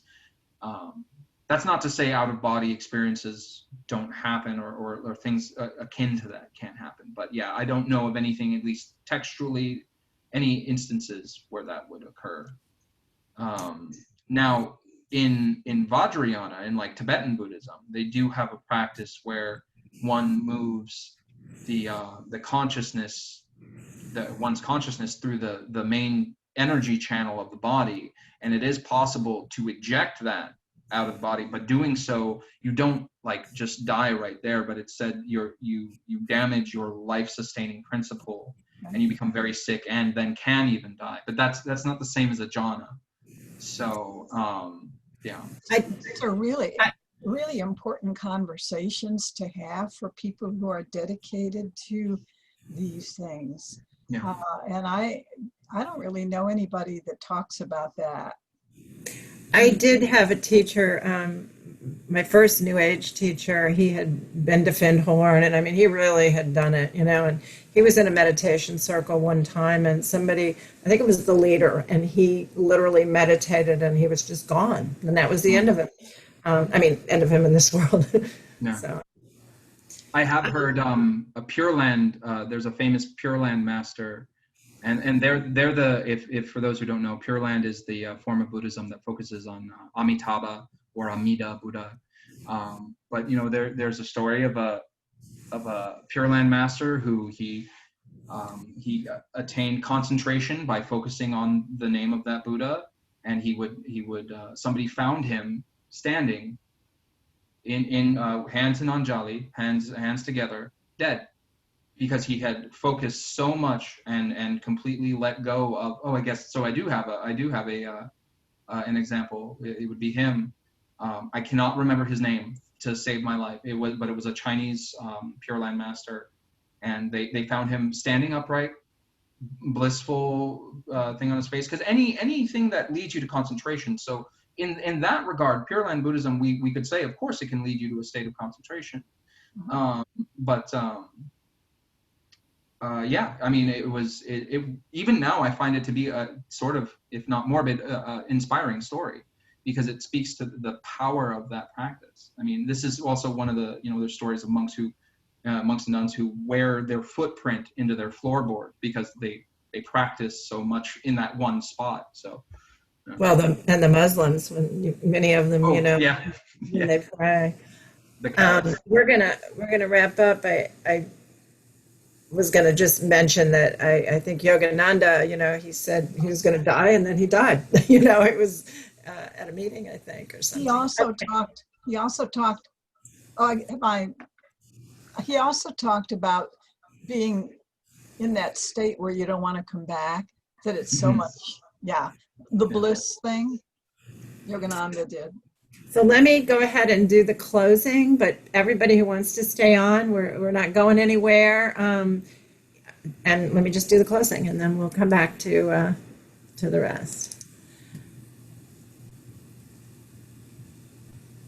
Okay. So again, thank you for joining us. Next week we have Charles Robinson. He is a Clearwater-based, or maybe he's Tarpon, I don't know, but anyway, or maybe Dunedin, spiritual sanctuary and Kai Chi Do movement meditation. He's very well known. It's a very different experience from other meditations because he offers all this wisdom, and I can't really explain it, but I would certainly encourage you to join us. He's on YouTube, and he has Facebook meditations now and stuff. Anyway, if you feel comfortable, you don't have to be here right at 1:45. Just try to come a few minutes before 2:00 so I can admit you and everything. But I do appreciate you coming early. And again, there's my email for the Zoom link. If you're not a regular, and I've notified those of you who are regulars. If you want to be a regular, then email me so you don't have to email me every time for a Zoom link. If you want the publicity about the future meetings, email Judith, and she's going to send out the one about Charles probably right after this or tomorrow. So, and now we will do our closing. May we be led from darkness to light, from the unreal to the real, from death to immortality, from chaos to beauty. And again, this will be left on, put on the YouTube site and the Facebook site. And if you don't know how to leave the meeting, when you do decide to leave, you hit the leave meeting button. So here, I'm going to stop sharing so we can talk some more.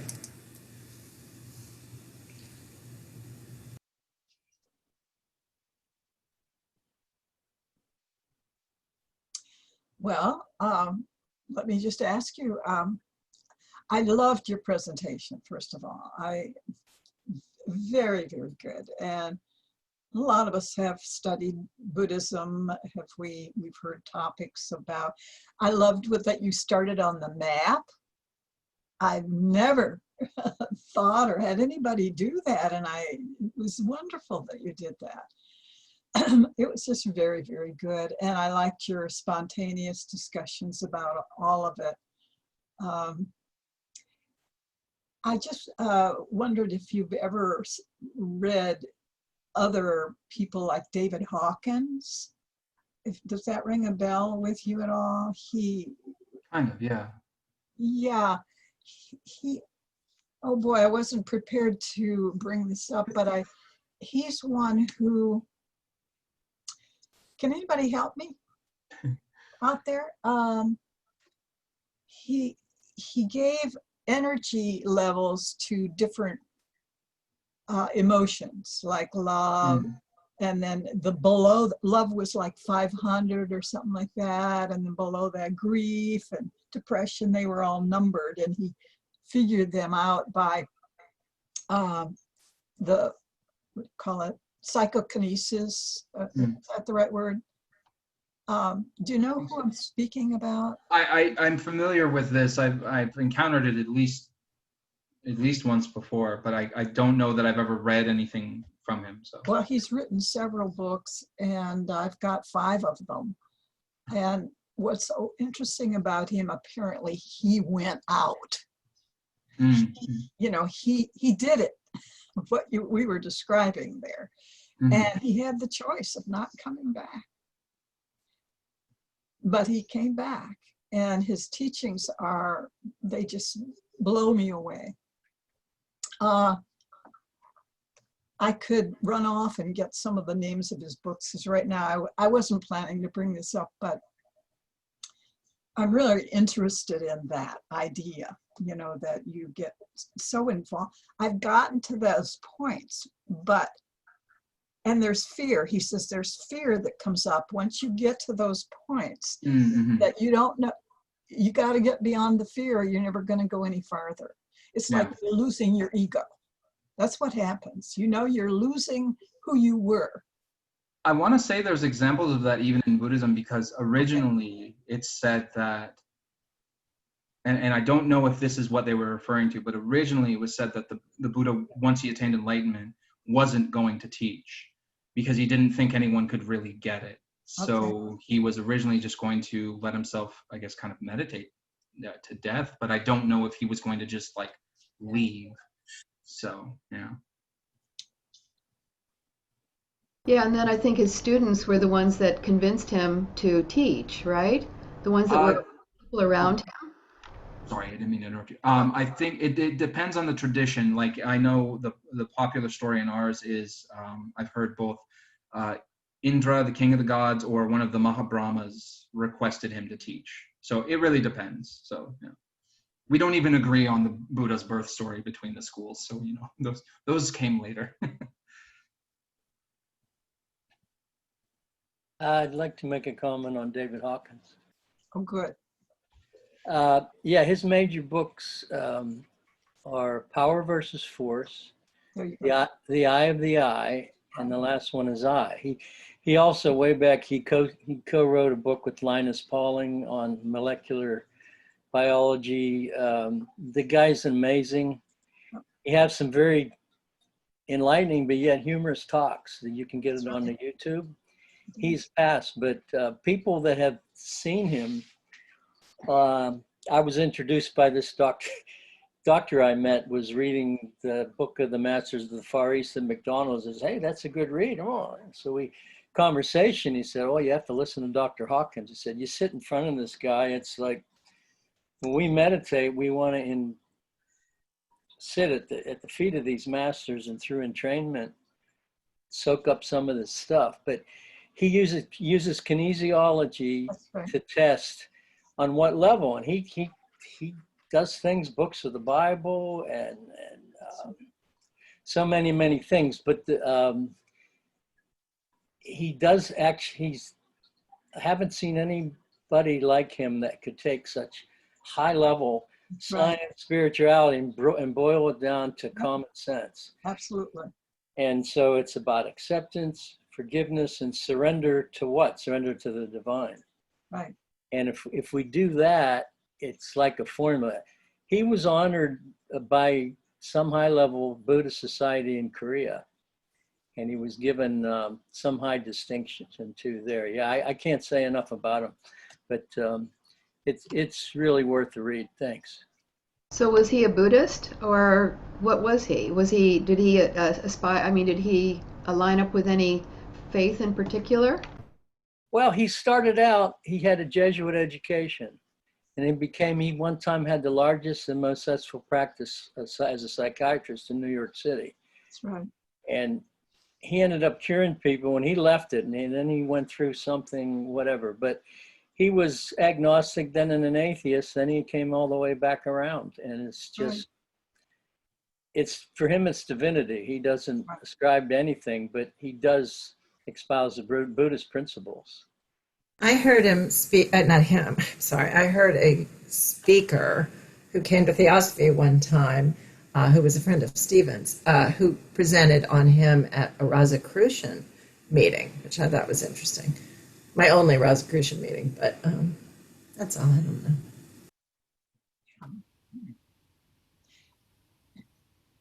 I find it really interesting, in studying the different faiths that, everyone's experiences can be very different, even in the same faith. So it's like the sky's the limit. You have to take whatever the teachings are and make them your own.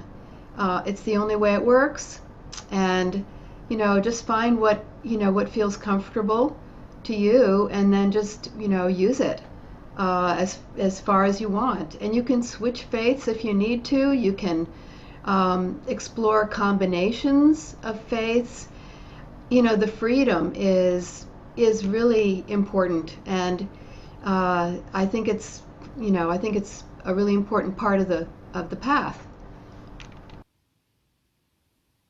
I've seen the Christian tradition just change as I've struggled with it from when I was young, and now it's finally where I wanted it to be. So I'm just thrilled with that. But I agree with you. I mean, in spiritual circles, we call it the cafeteria plan. I just like that. Yeah, absolutely. I mean, you find like Buddhist Taoists, you find Christian Jews, you find all manner. Buddhist Jews. Yeah, all manner of combinations. And in the past, that would be very frowned upon. You had to stick with the party line. Yeah. But now the freedom is really wonderful. I think we can see, like, especially in the early days of any religion, there's very little consensus. Like, look at in the Abrahamic world, Judaism. The Essenes were completely different than the Kohen. The Kohen were completely different than the Zealots. And the Essenes were, I would argue, just shy of Zen Buddhists. Their Torah, and they all had their own Torahs, but their Torah was, I wish I still had it too, but I did a research paper on Zen Buddhism and the Dead Sea Scrolls, the Essenes. And it was just, the way they paralleled was just so shocking to me. And that really, I mean, I was, I always considered myself a seeker, but when I saw that, I was like, oh, there's so much more. There is so much more to be learned. There is so much more that I'm not seeing. And that, I don't remember if it's a Veda that starts this way or one of the later texts, but a quote that's always stuck with me is, there is one truth, we call it many names. And that always stuck with me. That one hit hard, so yeah. Tell us, what is that your spiritual name, Jyoti Bala? Oh, you're silenced. Whoops, I did it backwards, sorry. So I changed these, because there was a Jose in here and I just didn't want to confuse everyone. But yeah, so one of my, I've had several names. In the Vietnamese tradition, I think I've had 5. And because names are not fixed, especially in Buddhism, a name you change with every kind of facet of your life. But the name that was given to me at Dhamma Wheel was Jyoti, which is light. And then my monastic name from the Thai Sangha, and it was just in Kissimmee, actually, at Wat, Florida, Dhammaram, I was given the name Balavudo. So. We won't ask what it means. I was just going to. No, that's okay. Yeah, it means the same thing as my my actual name, Josef or Joseph. It means will be powerful or will be great. So nice. I think they just translated it, but I like it.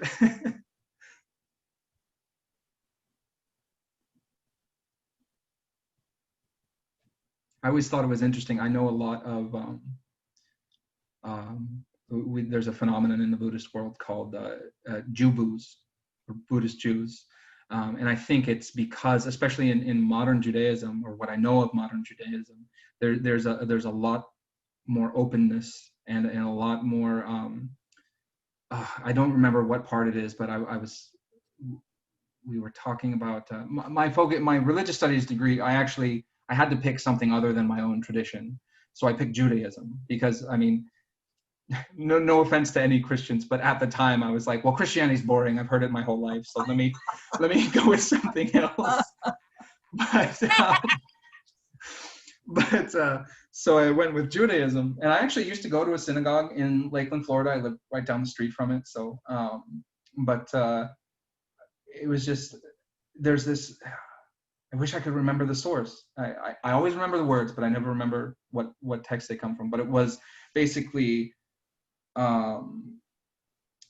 if Hashem, if God isn't real, we should still follow the things outlined in the Torah and then Tanakh in general, because they lead to harmony, because they lead to a good life. And I was like, not many religions would say, hey, even if our entire premise is wrong, we know we built good out of it, so let's keep doing it. I think that's a very mature approach to theology in general. So I've always had a respect for, and of course there's different denominations of Judaism. Some have issues, some don't. But I mean, we're all people, so issues arise regardless. So yeah. I associate Jibu with Ram Dass, and I think he maybe that coined it. I don't know. I think my teacher was he actually grew up Jewish, and he's like one of the like he's a very very renowned teacher, I guess is a good way to say that. So yeah. It's useful to have a background in other religions because you pull them together. My background was Christianity, and I was confirmed in Lutheran church, and to be confirmed, you had to memorize Bible passages. I still know those wonderful Bible passages, and I still quote them to other people who don't understand where I'm coming from, but they're Christian. So when I can quote those Bible passages, they feel better.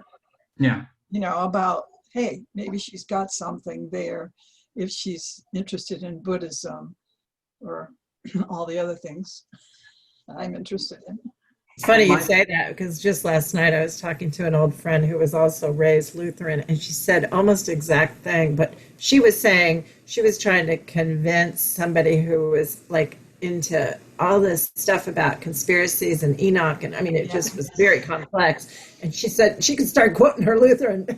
She's an atheist, I think, but it was funny because she said that. Well, the Lutherans, they have and I have a small bit of pride for Lutherans because Germany, so but they their whole basis, the sola scriptura, like they're really on learning scripture, like they really, like, it's a big deal, and I've always kind of respected them for that. And it's funny, having that background, as Patricia introduced me, we had 3 languages in my home, and not only that, my whole family, I mean, we're Polish, German, Ukrainian, and Irish. Like we're like super Catholic, and then you have my American family who's Mormon and Muslim. Like we have everybody, and me, I'm the only Buddhist. So it's so freeing to have that, multiple view, I guess. No, that's yeah, it's well, really that's why Theosophists. It expands your own background, to look into some of the other faiths. They can even inform you, about your own faith. They can shed light on things that you had no clue about. And so I think it's really important to do that. And actually, I think the basics of all of the faiths, they all basically say the same things, It's just, it's amazing. They really overlap. And, if you're really into spirituality, you won't limit yourself, because there's a lot to learn. And, by looking into all these different faiths, you can inform yourself quite a bit. I think that's a really good point, because I know a lot of teachers, especially today, rather than focus on our differences, of course, it's good to talk about our similarities, but I know Buddhist teachers that are like, well, yeah, Christianity will absolutely lead you to the heavenly realms. You know, we teach different realms in Buddhism, different realms of free birth. And it's like, you can absolutely be reborn in what we call a saga, or a heaven, as a Christian, or, you know, Abrahamic faith. I think the thing, like I said earlier in the presentation, is just basically we think there's more beyond that. But that's not to say that anyone who goes for that is wrong.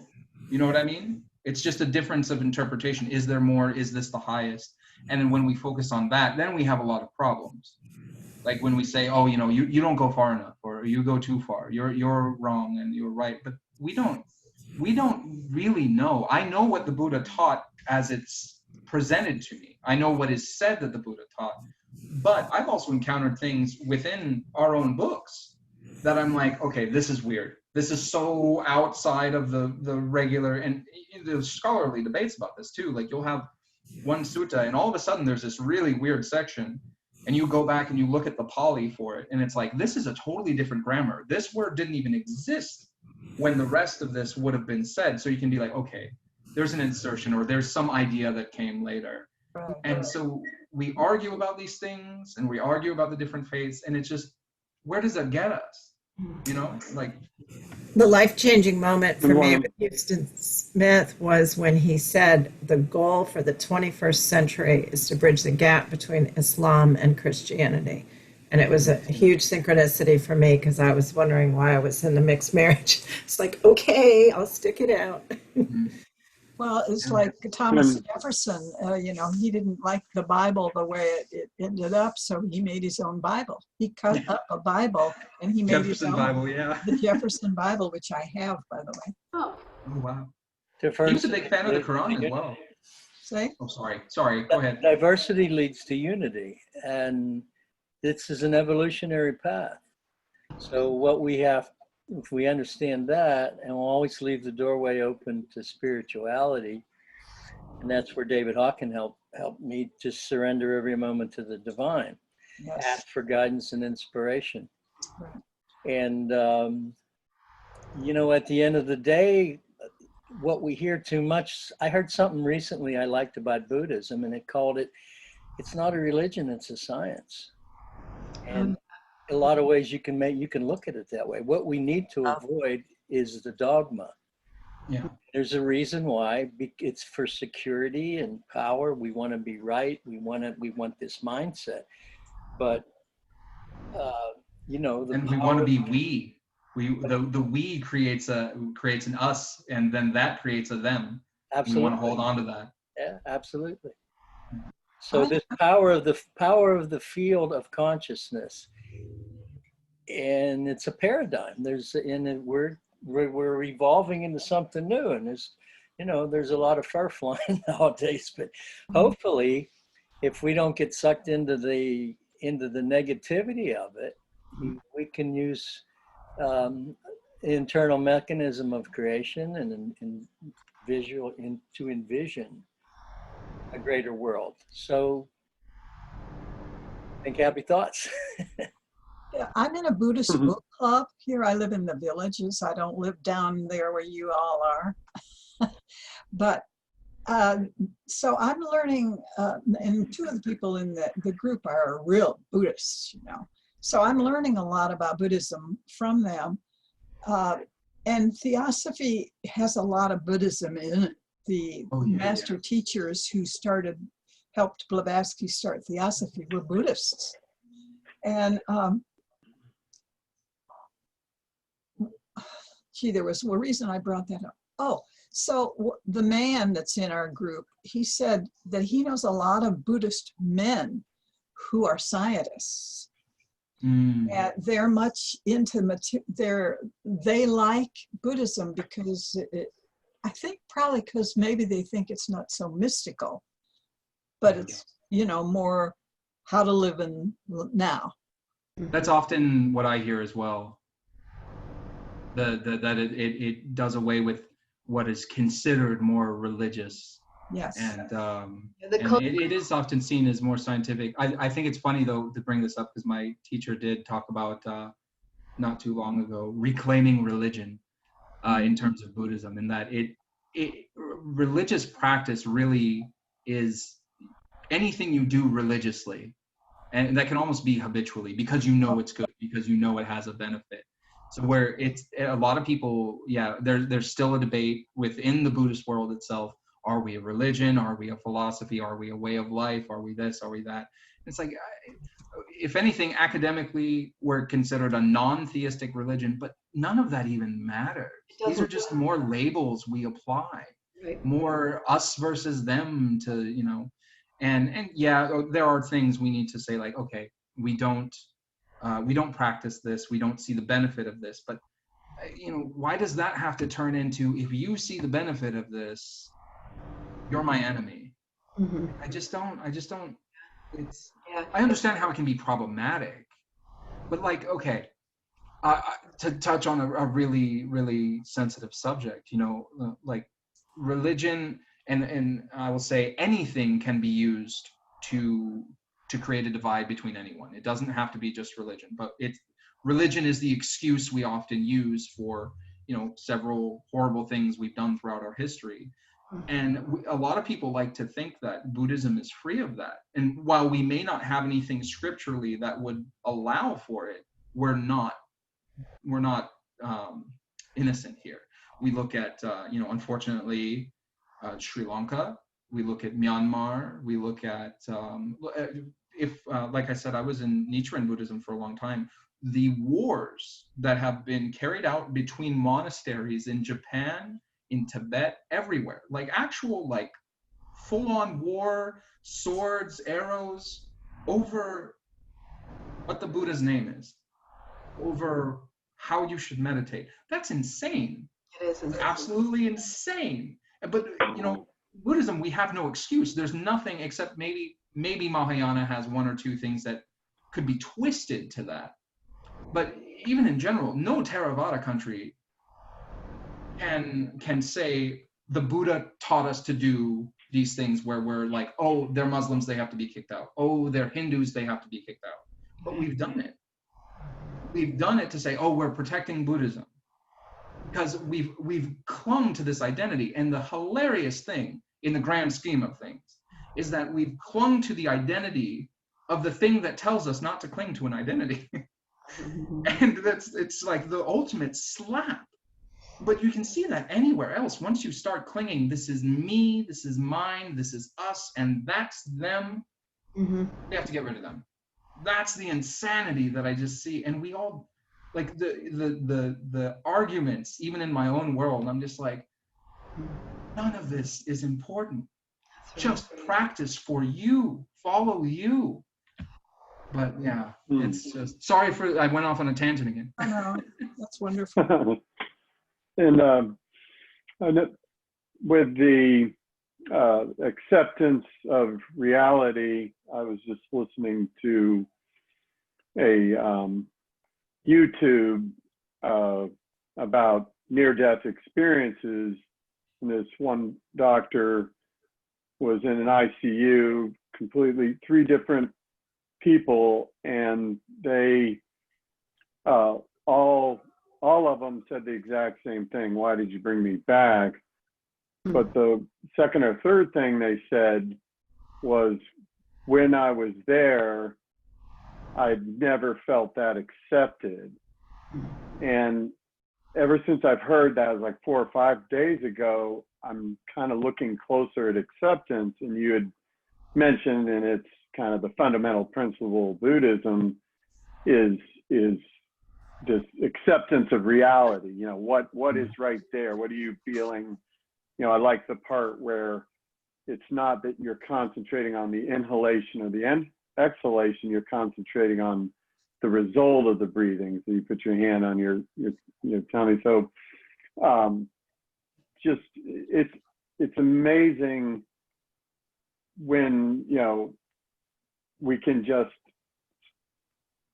kind of let go and just observe what's happening in front of us. And if it's a day off, or it's just uncomplicated, but kind of this whole acceptance of reality is a wonderful thing to go deeper. And I I don't think it matters how old we are, how much experience we've been through.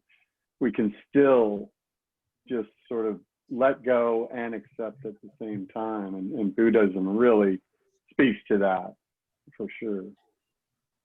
Absolutely. The acceptance is very powerful. There's actually a form of metta or goodwill practice that I learned from a recording, of course, but from he's no longer a monk. He was a German monk. He's a lay person now, but he still runs the meditation center. And it's metta in the form, or goodwill or loving kindness in the form of acceptance. And just like the traditional metta practice where you wish yourself happiness, may I be happy, may I be free of anger and oppression and things like that. You focus on you basically make these affirmation statements, but in your mind, that I accept myself with all my dark and all my lights, and then you move on to other people or another person and getting to your life and this very moment. So it's very powerful. Thanks for coming, Catherine. I will note, though, just in case the instructions were unclear and you do want to practice this meditation, you don't have to keep your hand on your stomach. That's just if you weren't aware of the rising and falling. I realized when you said that I may not have continued that thought. So you can if it's easier, but yeah. So. Yeah, and it's just to kind of end that thought, and this has also emerged, is and I've been looking for this word for 59 years, going to be my birthday tomorrow, and that is infinite love, because limitless is based on limit. So like I'm going to all these synonyms trying to find a word, and so for now, as a communicator and a writer, accepting the infinite love for ourselves and others as much as we can, and then like you said, we don't have to use arrows and swords because of name differentiations, that kind of thing. I want to throw that in too. Yeah, I think the real path in spirituality is, from one of a limited point of view. That's when you get the blinders on and you think, everybody has to be a certain way. The more you practice, the more you take those blinders off and you experience a more, unlimited experience. And I think that's really what we're supposed to be aiming for.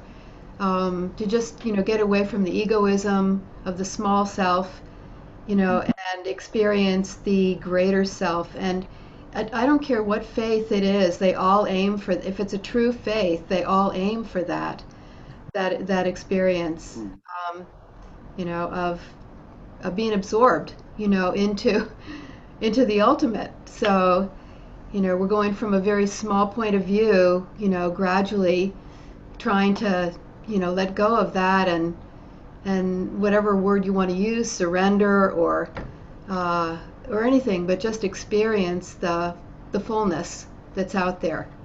So, and it doesn't matter what path you use. If it's a good path, like Jyoti was saying, it'll take you there.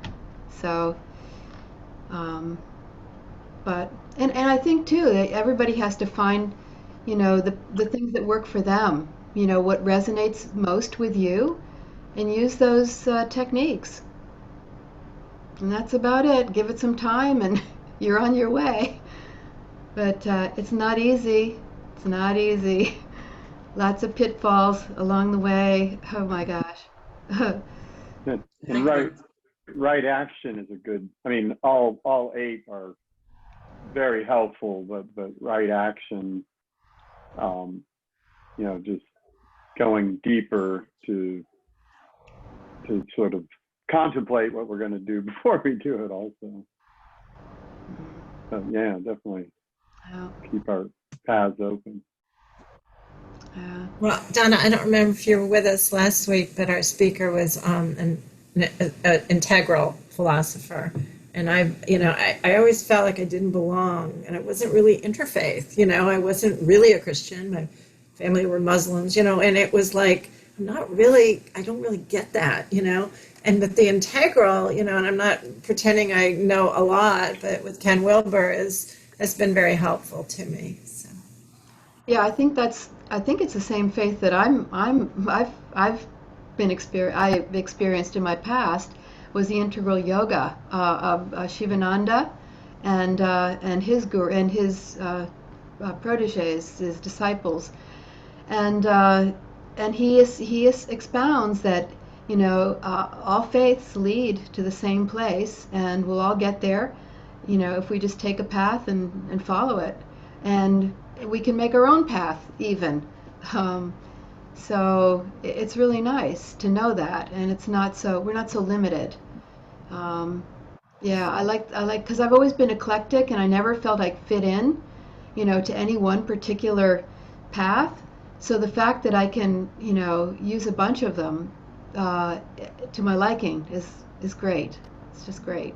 As did Houston Smith. He prayed in the Muslim way. I can't remember what else he did, but I mean, he would just borrow whatever he wanted. So. Yeah.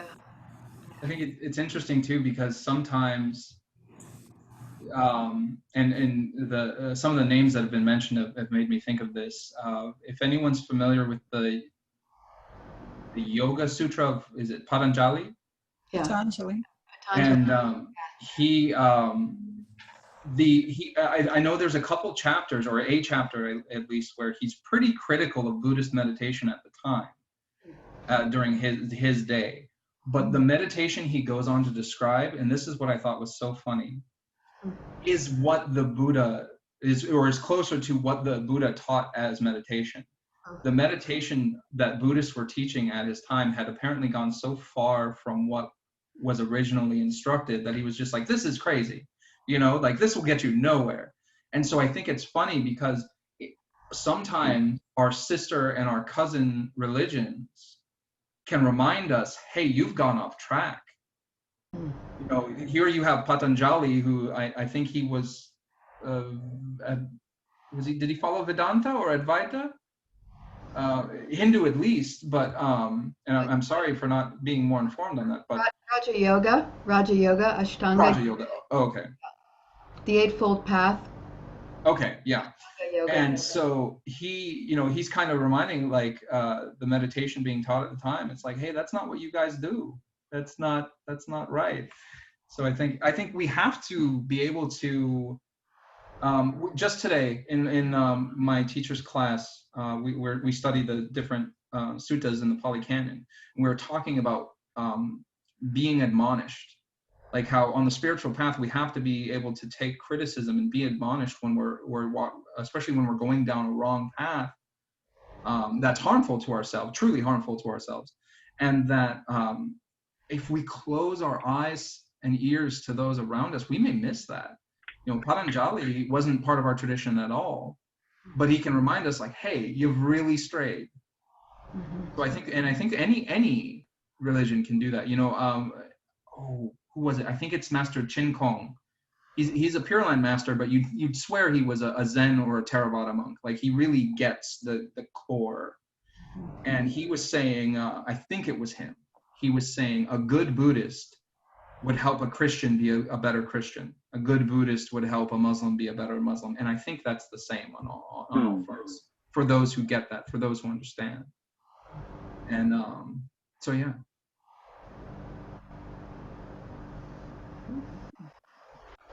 You said it before when you talked about interpretation. I had someone recommend to read Patanjali. I guess 1st century, I believe, but it's in the interpretation. If you read the Tibetan Book of the Dead, the translation I got was a fellow named Blowfield. He's pretty recognized. And he talks about how the history of Tibetan Buddhism and how it evolved. And they had a renaissance there, and they were gaining power, and they were like probably the highest developed in the world. And all of a sudden, and the Chinese gave them all kind of credit because they fought the Mongols off. Yeah.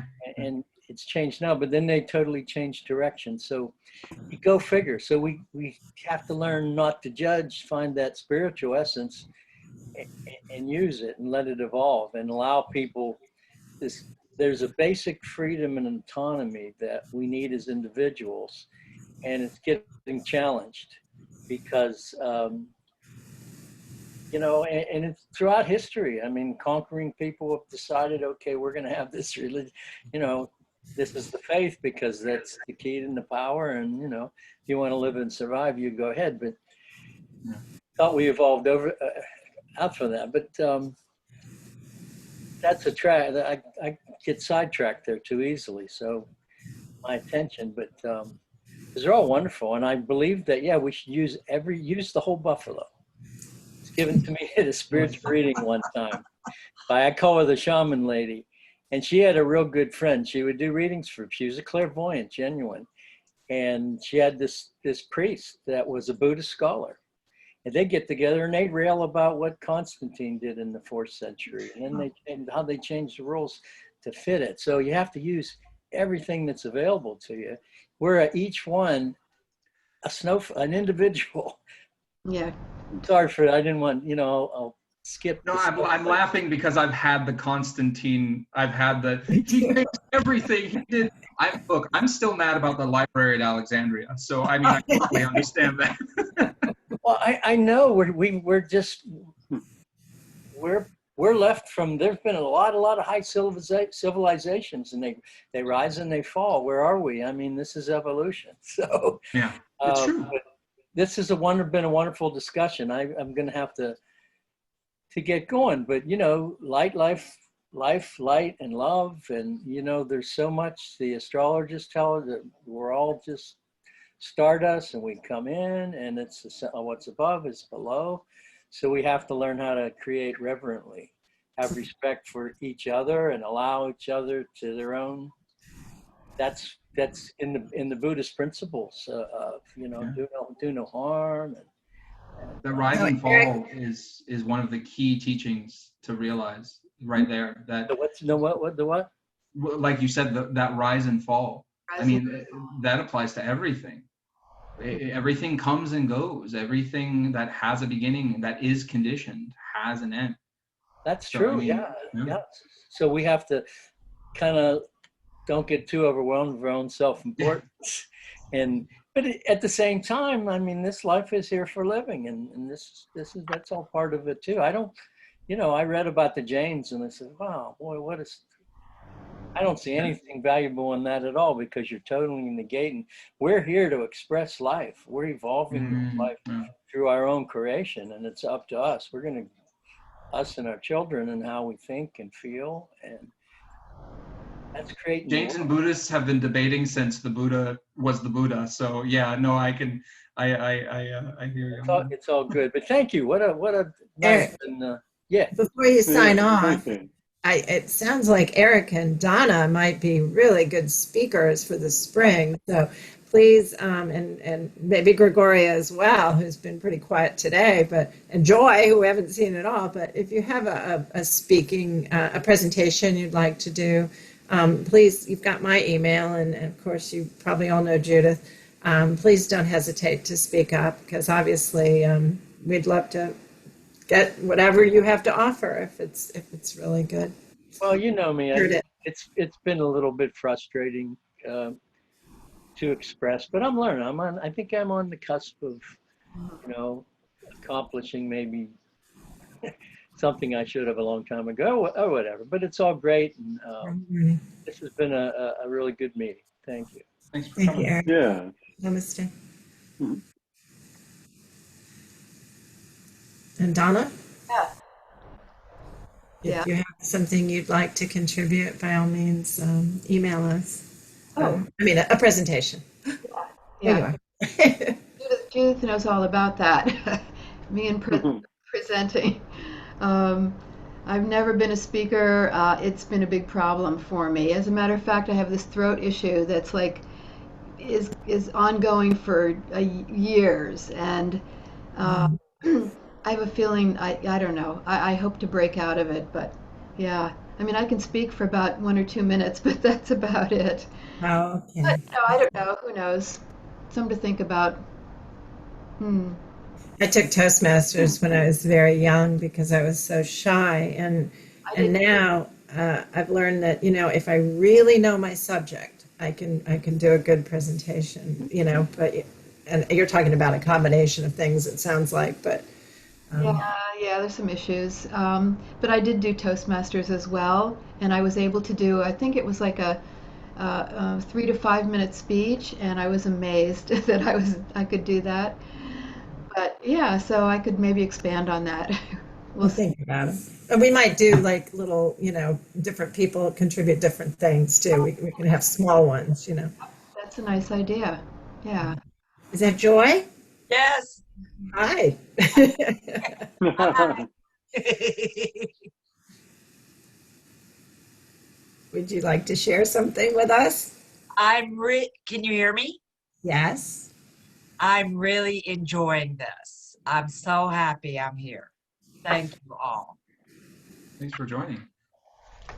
I have to tell you, I've never been so intimidated by a Zoom call before. It's my first. Goodness, it seems like you've been doing this forever. When I was a monastic, when I was the novice, excuse me, in the Vietnamese temple, I was usually and almost guaranteed. It's like, oh, you speak English, go teach the kids. So there would be this huge group of kids, and they'd be like, you're gonna teach them this whole summer, and I was like, okay. I've been thrown in the fire. I think it had a good result. Obviously. It's Well, so Judith? wonderful to see all of you. My group from South Florida, I just loved seeing everybody from South Florida. Thank you for coming. Yes.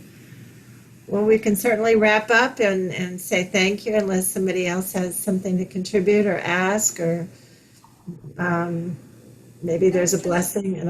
Go ahead, go right. Gratitude to all of you. It's been wonderful. So thank you. Yeah. Sorry I didn't contribute, but I was absorbing all of your gems of wisdom. It was wonderful. It was great.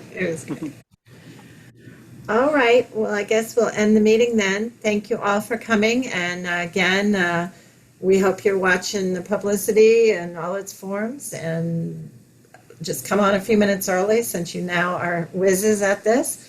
And we'll see you hopefully on October 3rd. Thank you. Then. Thank you all for coming. Thank you so much, Josef. Thank you so much. It's Yes, obviously thank you. Thank you so much. Bye-bye. Bye.